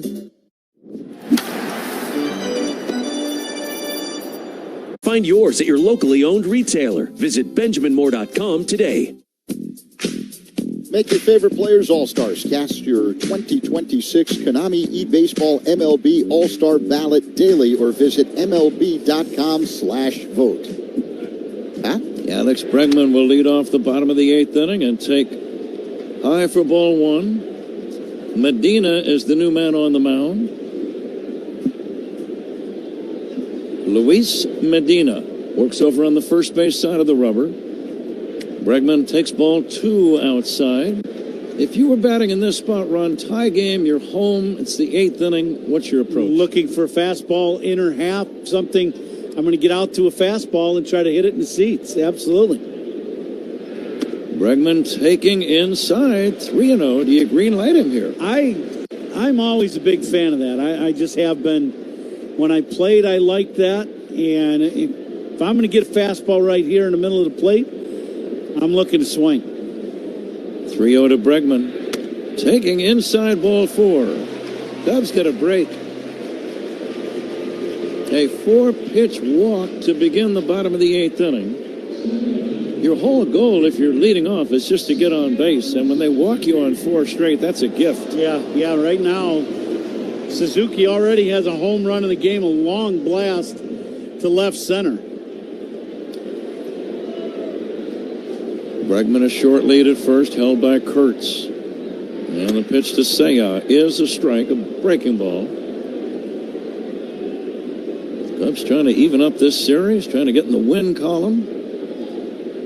Same 2 teams tomorrow night at 7:05. Now the 0-1 to Seiya. High for a ball. It's even. Medina, a very hard thrower. A hard thrower with some movement. He throws 2-seam fastball, 96 miles an hour. 2.88 ERA. Seiya takes up and in. Look out. Crowd reacting, but it was, I think, a breaking ball that just got away. Yeah. And there's no way he wants to hit a batter in this spot either. No, it's a slider that slips out of the hand up and in. But you're right. He definitely does not want to hit Suzuki. 2-1 on Seiya. Tie game, bottom of the 8th inning. Bregman a short lead at first. And now Seiya takes inside. 3-1. He's missing by a wide margin, Ron. That's 2 breaking balls in a row that have come out of his hand not well. Like they both kind of slipped out of his hand where he didn't finish the pitch. I'm looking for a fastball. Absolutely. Now the 3-1. Swing and a tap foul at the plate. Well, now the decision for Craig Counsell. Do you send the runner Bregman on 3-2? No? That is the decision, no doubt. I would say Bregman has been very close to the bag. He's had a below average lead. Now he's off just a little bit farther. He may be going. The stretch by Medina. Bregman not running. Seiya hits a ground ball to the hole at short. Backhanded by Williams. Go to second. 1 over to first. Double play. They smash on the ground by Suzuki, but the shortstop Williams backhanded the ball and put in motion a 6-4-3 double play. 2 down, nobody on. Now this ball is smoked at the shortstop, but a nice play on the backhand side by Williams. And he's kind of in a weird, awkward position. He kind of throws across his body, but throws a strike to second base. Once he does that, it's an easy double play. Ian Happ batting with the bases empty and 2 down. Tie game. And Ian trying to launch one, swings and misses. Happ had a double in the 4th inning. He is 1 for 3. Switch hitter batting left-handed. And the next offering, low and inside. Almost no wind at all at Wrigley at the moment. It's not going to have a major effect on any fly ball. Very rare we have moments like this in our ballpark. And the 1-1. Swing and a miss. I like Ian's taking a shot. He's up there swinging. He's looking to hit one in the seats. Happ wearing light blue colored batting gloves on either hand. Waiting for the 1-2 from Medina. Low for a ball. This guy's throwing a lot of off-speed stuff. Yeah, and he has not had command of his breaking ball at all. The 2 up and in to Suzuki. Now that one bounced a foot in front of home plate. 4-4 game, bottom of the 8th inning. 2 down, bases empty. And now Happ will drive one toward left center field, a base hit. It's in the gap. Happ is going to go for 2. The throw to second base. Happ slides. He's got a double. His second double of the game. That's the potential go-ahead run in the bottom of the 8th inning. And the batter is Dansby Swanson. Now Ian gets his pitch inside, little inside-out swing. and hits it right at the 368 marker in left center. And nothing you're going to do to throw him out. Butler goes and gets this ball, but he ends up out by the track, and Happer hustling all the way ends up beating the throw to second. Happ, a very good runner. He's got excellent speed. He makes good judgment decisions in running the bases. And, of course, he has the potential go-ahead run here in the bottom of the 8th inning. Swanson 1 for 3 with a double. I'm surprised Medina is throwing so many breaking balls. Yeah, I would agree. The pitch Ian hit was an off-speed pitch. Happ ready to run on any ball that Swanson can make contact with. Tie game, last of the 8th. Cubs trying to even up this series and trying to get things turned around in general. The pitch to Dansby, swing and a miss, a breaking ball. Just one breaking ball after another from this guy. I would think Dansby's going to see, if he sees a fastball in the zone, I'd be shocked. I think he's going to see all hooks. Right-hander against right-hander, and the pitch. Swing and a miss. He was late on a fastball, 0-2. That was a fastball. I don't think that was a strike. I think it was off the plate away. It came whistling in at 97 mph. That was a good pitch. That was close. If it wasn't a strike, it was close, but right on the outside corner. He might see another one. It's 0-2. Happ leads at second. Dirt all over his uniform from sliding head first. And the pitch. Swanson takes just outside.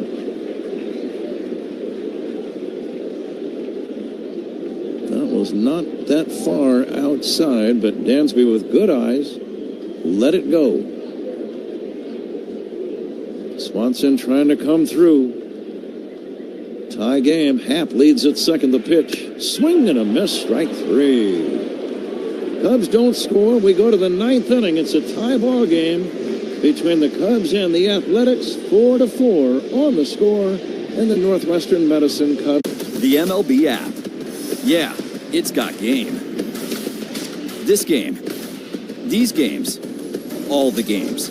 Pre-game. Post-game. And everything in between. This is baseball your way. With real-time stats, scores, breaking news, and custom content that hits every time. Because you choose the teams and pick the players you want to follow. So when they catch it on the field, you catch it on the app. And Melendez socks one deep right field, right down the line. Stowers to the corner, and it's out of here. First career walk-off RBI for MJ Melendez. Oh, baby! Brian Reynolds clears the deck. Pirates win it on a Friday night in the Berg. Back he goes! Let's go! This team, man, unbelievable. Blake Dunn going back, leaps at the wall, Dunn on the spin, and he brought it in. He robs a homer. Well, that was a terrific play. Take a good look. You won't see it. Tovar has walked off the Giants. Tovar hits his second of the night.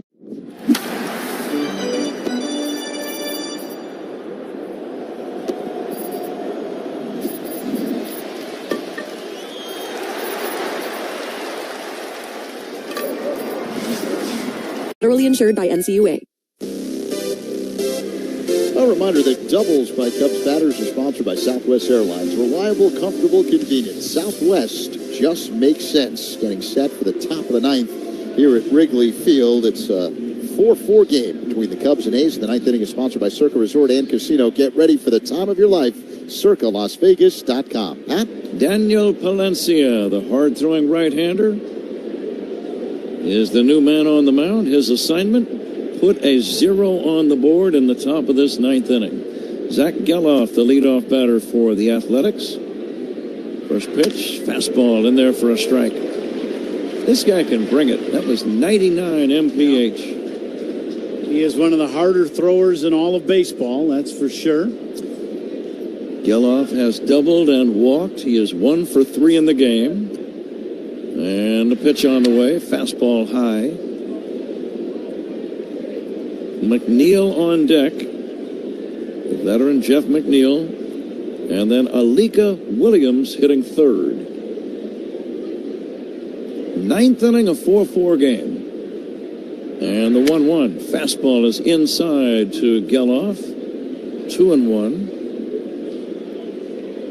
Glancing to the bottom of the 9th inning, the Cubs will have Bush, Ramirez, and Amaya, the 7, 8, and 9 hitters. The next pitch hit in the air to left center, shallow. Here comes Pete Crow Armstrong. He's there. He's got it. Good pitch by Palencia, in on his hands.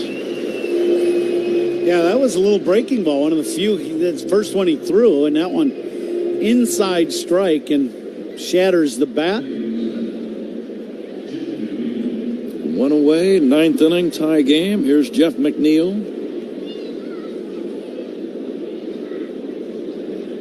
McNeil, nothing for 3, flied out.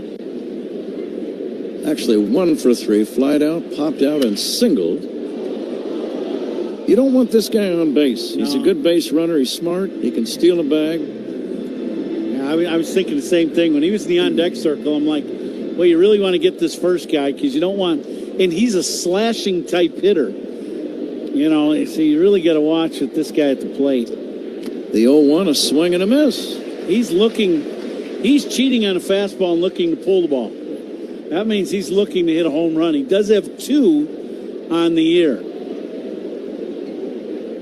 Valencia always works from the stretch, sports a red glove, and the big right-hander fires 0-2. Ground ball left side, scooped up by Swanson. Quick throw to get him at first, and that's out number 2. And the batter is Alika Williams. Now you got to love Palencia coming in and throwing strikes, using all of his pitches too, but this coming in throwing strikes and getting some quick outs. Williams 1 for 3. Right-handed batter, the pitch, swing and a miss, and he was trying to launch one. You saw that breaking ball. He took a big swing and came up with nothing. Ball game deadlocked at 4, top of the 9th, 2 down, bases empty. Fastball away, 1-1. Totals are identical. Each team 4 runs, 9 hits, no errors.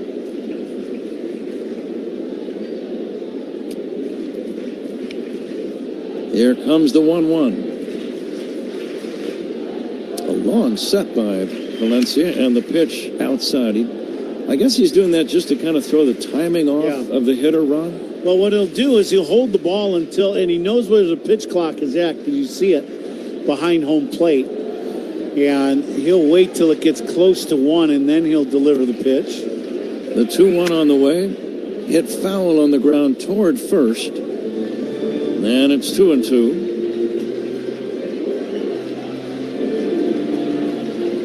The A's winning a cliffhanger last night, 2-1. Another nail-biter tonight, tied in the 9th inning. 2 down, bases empty, top of the 9th, and the 2-2 to Williams. From Palencia, low and outside. Count is run full.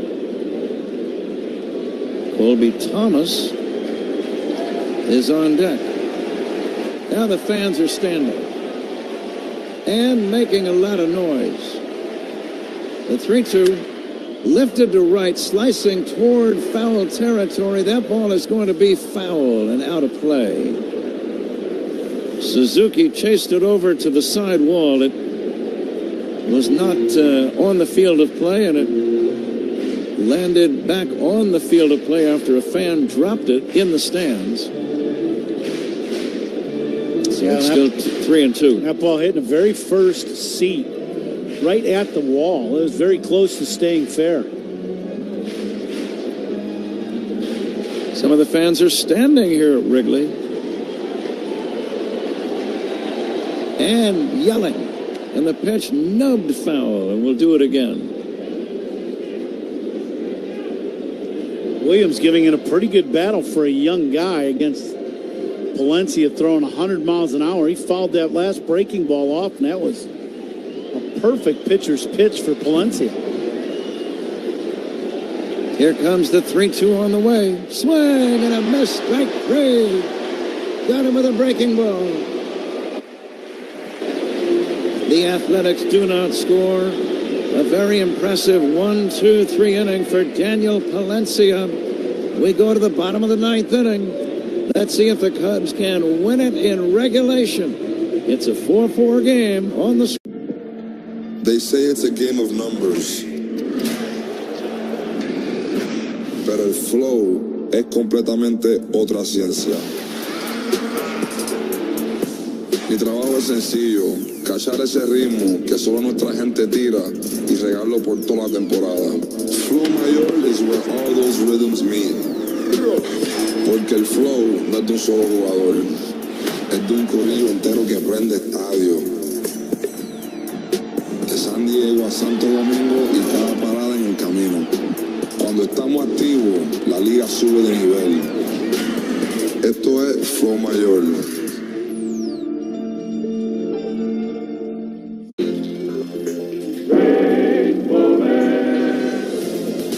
Santiago and the plate umpire Joe West waiting. And West is saying, throw the ball. So Joe's putting a little heat on Mondesi. Look at this. How do you like that? Strike. And he hadn't come up to the plate yet. Oh, here comes Lasorda. And Joe West, Cowboy Joe West, has just lassoed Raul Mondesi.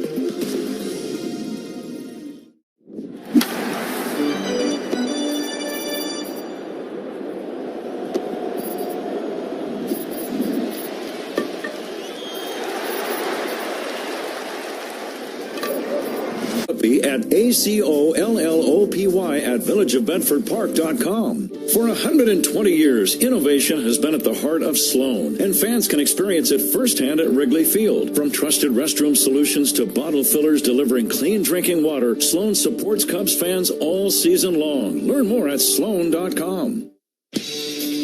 This copyrighted broadcast is presented by authority of the Chicago Cubs and may not be reproduced or retransmitted in any form. Any accounts or descriptions of this game may not be disseminated without the express written consent of the Chicago Cubs.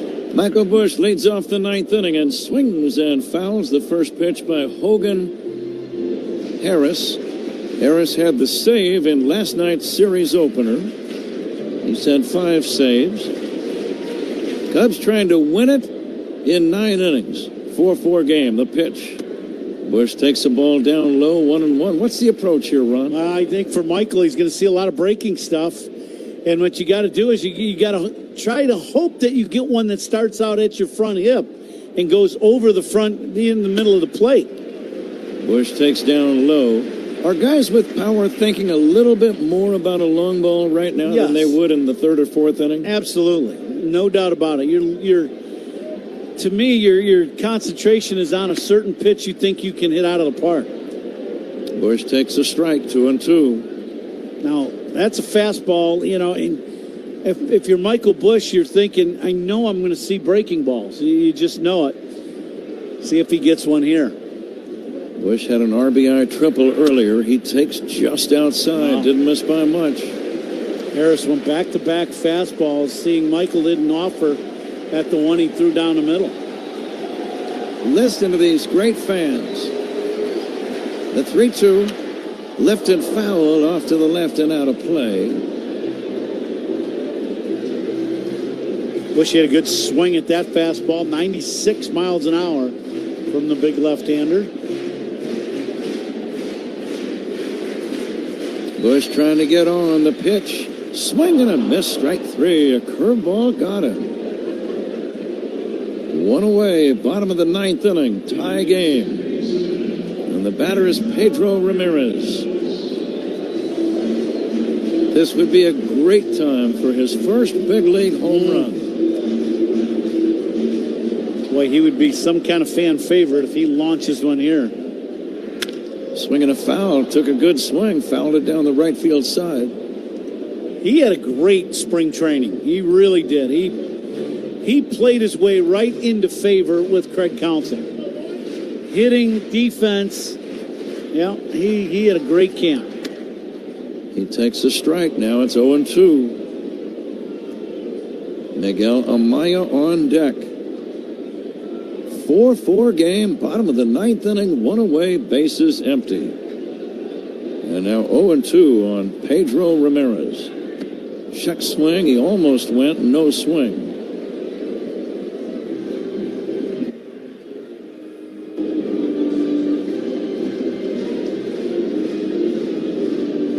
A ball and 2 strikes. Ramirez trying to get on. Here's the pitch. Swinging a bouncer toward the middle. Might be a tough play from McNeil. Gloves it, throws to first, and he got him. McNeil's always had quick feet and still does. And he made the play, and that's out number 2. Yeah, he gets to this ball and good transfer and gets rid of it in a hurry.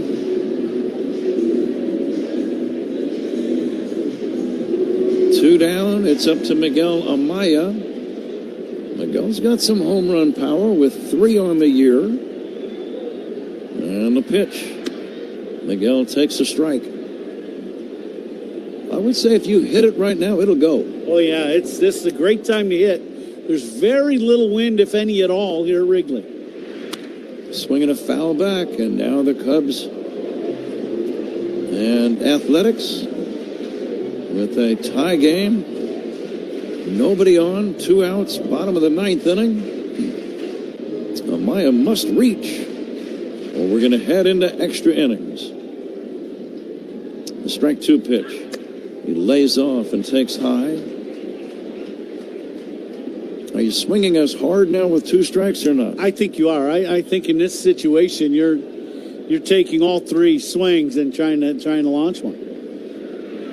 He takes the low and in, 2-2. Nico Horner is next. Cubs and Athletics, a 4-4 tie. Bottom of the ninth with 2 down and nobody on. And the pitch. Fouled away. A late swing, but he stayed alive. Yeah, good fastball in on his hands, and Amaya fouled it off.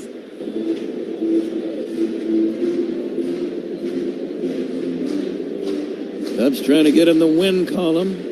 Lost a tough one to these Athletics last night. And the pitch, strike 3 called. A fastball.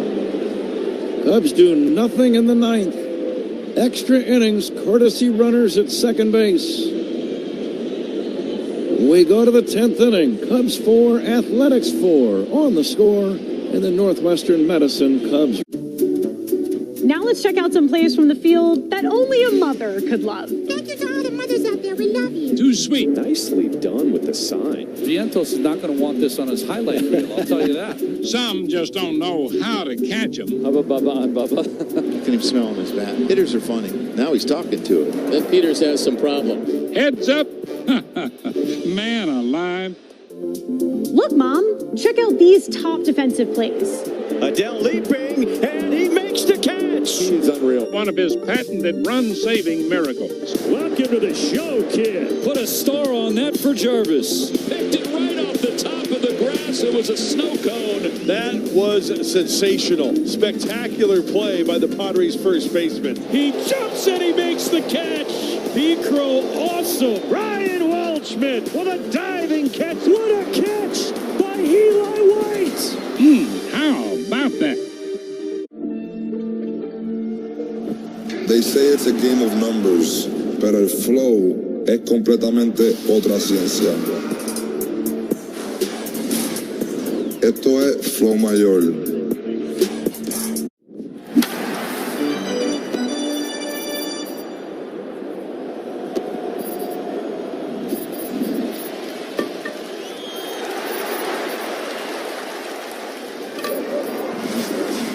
Probably not worth drinking. You're out of there. Leave Yankees store brands.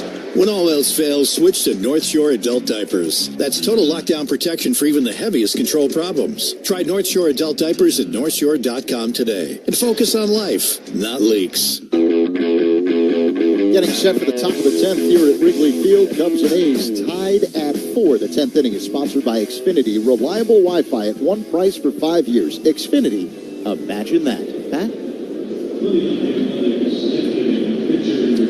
Zach, we go to the 10th inning. And a pinch batter, Jonah Heim, is batting. And the courtesy runner is Williams. Here's a swing and a smash to first. Bush was going to go to third, made the right decision, though, and takes the ball over to the bag and gets the sure thing. Safe at third now is the courtesy runner. That's Williams. With one away in the 10th inning, the Athletics have a man at third. Cubs will have the infield in. Ethan Roberts is the new pitcher. And that was a hard-hit ball on his first offering. Now Nick Kurtz stands in. Kurtz, the left-handed batter, waits. And the pitch in there for a strike. You really need a strikeout is what you need here. Yep, strikeout or a pop-up. I would think Williams at third base will be going on contact. So there's going to be a play at the plate if the ball's hit on the ground. Roberts ready for the 0-1. Line drive, shallow left field. That's going to be a base hit. And the Athletics have taken a lead of 5-4. Kurtz with an opposite field RBI single. And the Athletics have the 5-4 advantage now in the top of the 10th inning. That looked like a little cutter inside, but gets inner half anyway, and it just gets inside outed and just dumped into left field for a base knock. Shea Langoliers the batter.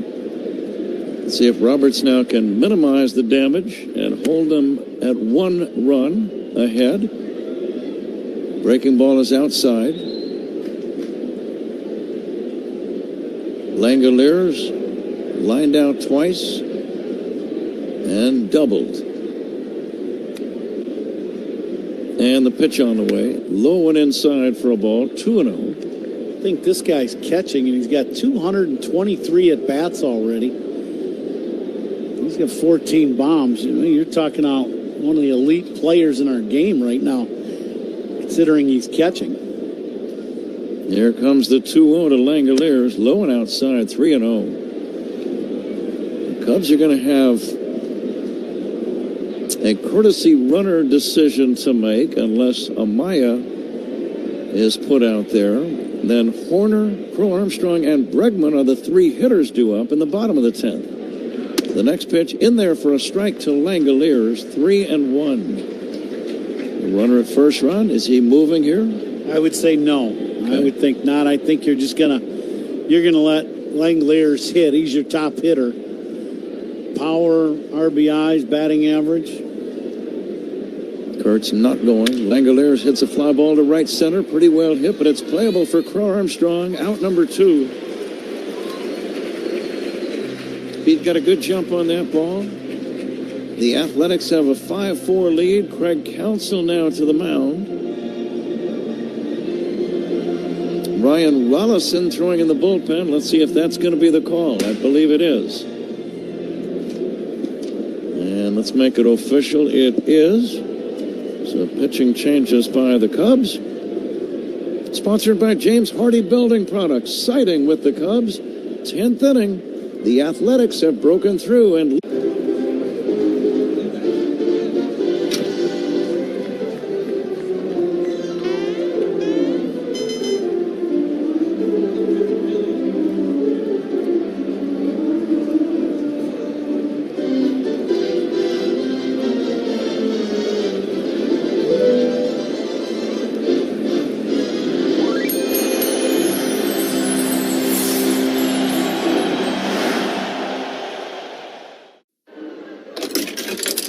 It's the great mascot race.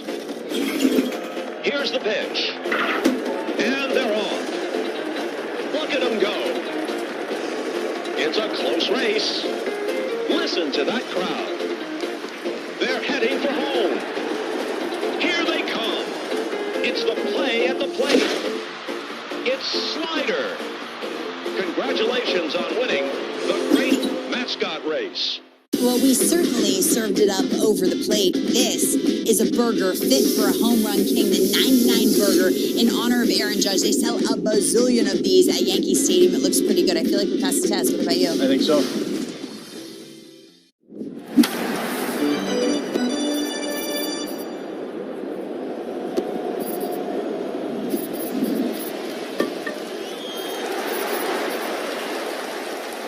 To 10 on 104.3 The Score and the Northwestern Medicine Cubs Radio Network. WSCR, WSCR FM, and HD1 Chicago. Ryan Rollison trying to end the top of this 10th inning. A half inning that has seen the Athletics get a run on a run-scoring single by Nick Kurtz. Cubs will have a courtesy runner at second base themselves in the bottom of the inning. Lefty against lefty. Tyler Soderstrom waits for Rollison. First pitch fouled away. Flag's just hanging at Wrigley.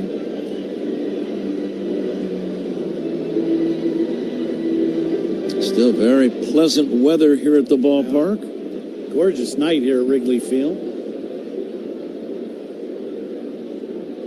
Now the 0-1 from Rollison.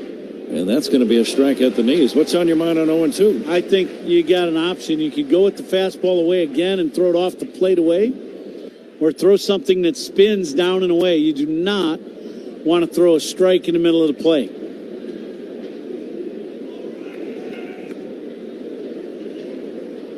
Rollison taking a little extra time. Lefty to lefty. Here comes the 0-2. Ground ball left side, gloved by Swanson. Long throw to first, and not in time. Dansby had no play at second as Kurtz got to the bag very quickly, and Swanson's long throw just not in time, and the Cubs might challenge that decision by the first base umpire, Jashinsky. Chicago is challenging the safe call. Nico is playing umpire. Nico's already in the Cubs dugout. He was running over there. He saw the play. He just started going towards the dugout. He knew they were going to call him out. So we're going to see this here. Yeah, and I think Nico is exactly right. Good job, Nico. Because he's going to lead off this 10th inning for the Cubs. Getting over. Let's make sure it's official before we throw it to a break. The evidence pretty clear that they had the man at first. The umpires have still not waved it off. After review, the call on the field is overturned. The runner is there out. It is, overturned. So the Athletics get one. The Cubs must answer back as we go to the bottom of the 10th inning. It's 5-4 Athletics on The Score and the Northwestern Medicine Cubs Radio Network. Spiegel and Holmes, great Cubs guests and more on your way home. Looking for the best team in the American League? You got to go to Tampa. And the Rays have won another. The Rays are cooking, and they're doing it with their own special recipe. It starts on the mound where Drew Rasmussen, Steven Matz, Nick Martinez, and Big Mac Shane McClanahan are holding it down. And a big swing and miss. He's got him with the hard stuff. This rotation is just suffocating opposing hitters, pitching to a sub-3 ERA backed by a lights-out bullpen. At the disc, Junior Caminero is proving he's an elite middle-of-the-order masher. And that one's going to go. Home run, Caminero. And don't sleep on Jonathan Aranda and Yandy Diaz bats either. Those three have combined to drive in more than 90 runs already this season. Playing in the same division as the Yankees, Tampa will need to maintain their momentum. Maybe even kick it up a notch. But this season's Rays seem to be up to any challenge.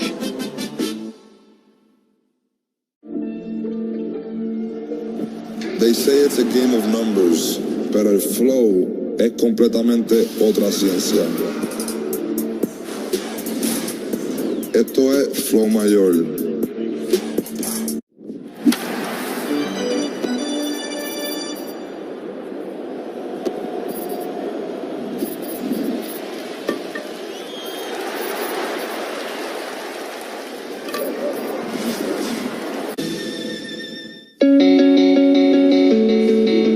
Justin Sterner is the new pitcher for the A's.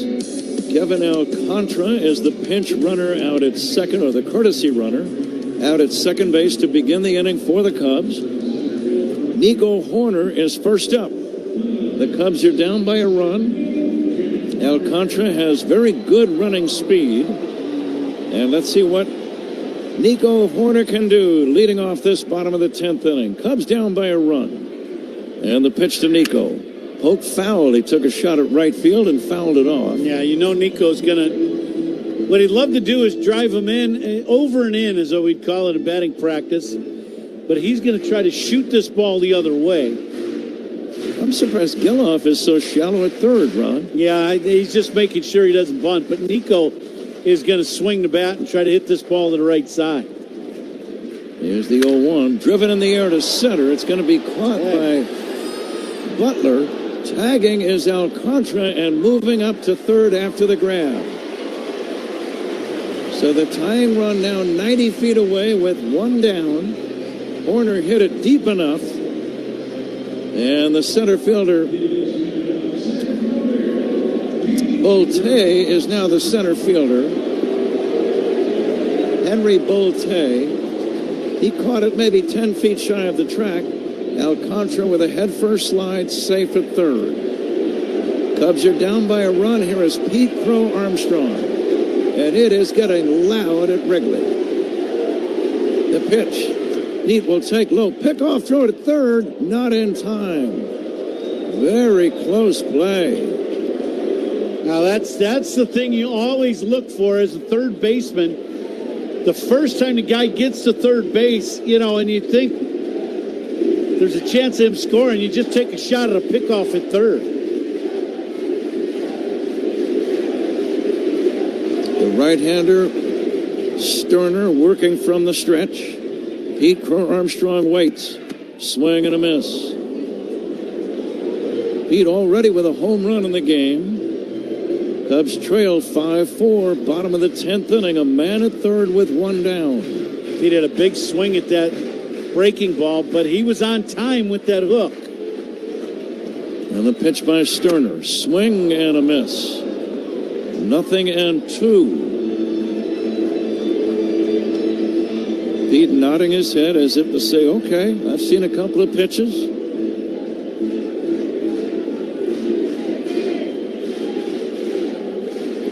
Alex Bregman is on deck. Many fans are standing at Wrigley. And the 1-2. It bounces in there. Pretty good save by Langoliers. Wow. It's 2-2. That ball bounced 3 feet in front of home plate, that breaking ball. And Langoliers does a great job of just smothering this.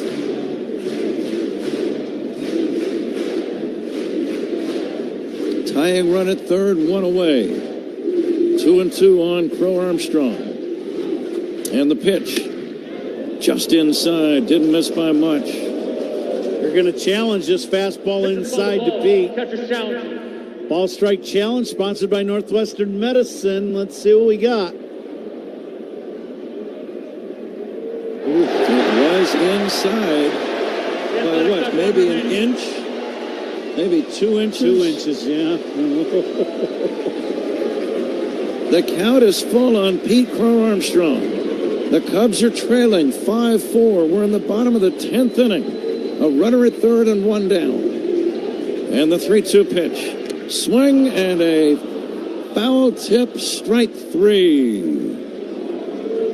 He foul tipped it into the glove of Langoliers, and that's out number 2. It's the breaking ball. Down in the zone. Pete with a big swing. Fouls it. Langoliers holds on to the foul tip. So it's up to Alex Bregman, representing the Cubs' final chance. Tying run 90 feet away. Bregman will take a strike.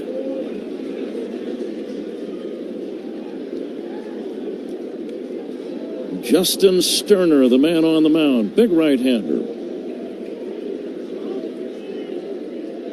Cubs trailing by a run, 2 down, bottom of the 10th. Swing and a miss. A high fastball, and now it's 0-2.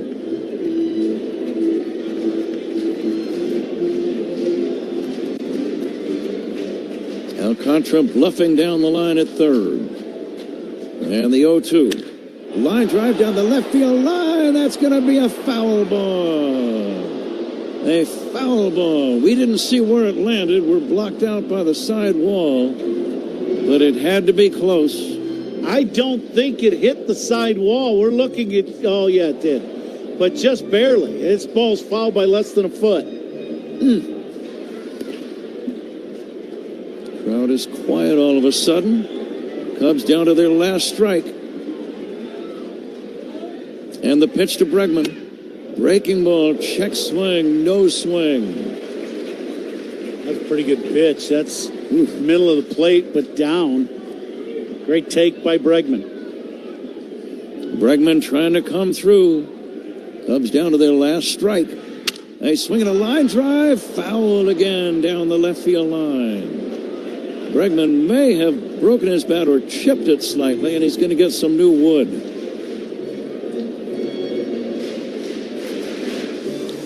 Bregman a little out in front of that last breaking ball. Stayed on it the best he could. Hit it off the end of the bat, but just hooked it foul. Bregman 1 for 3 in the game, trying to come through. And the pitch on the way. Swinging a fly ball to right. Thomas is there, makes the catch, and the ball game is over. And the Athletics have won 2 in a row here at Wrigley Field. The final tonight in 10 innings, 5-4 Athletics. We'll be back with the totals after this on The Score and the Northwestern Medicine Cubs Radio Network. Hey Cubs fans, it's Jamison Tyone. Listen to every game here on the Chicago Cubs Radio Network. Carpal tunnel syndrome, heart failure that doesn't improve with common medicines. These are some signs and symptoms associated with ATTR-CM, or the cardiomyopathy of ATTR amyloidosis, a serious heart condition with symptoms that get worse over time. Amvuttra, vutrisiran, is a prescription medicine given by a healthcare provider that treats ATTR-CM in adults to reduce heart-related death, hospital stays, and urgent visits. In a clinical study, Amvuttra was proven to help people live longer and have fewer heart-related hospital stays and urgent visits over 3 years compared to placebo. Amvuttra lowers the amount of vitamin A in your blood, which can affect vision. Other side effects include pain in the arms or legs, pain in the joints, and shortness of breath. These are not all the possible side effects of Amvuttra. For prescribing information, call 1-833. Te encantan los jugadores. Te encanta el juego. ¡Y se fue!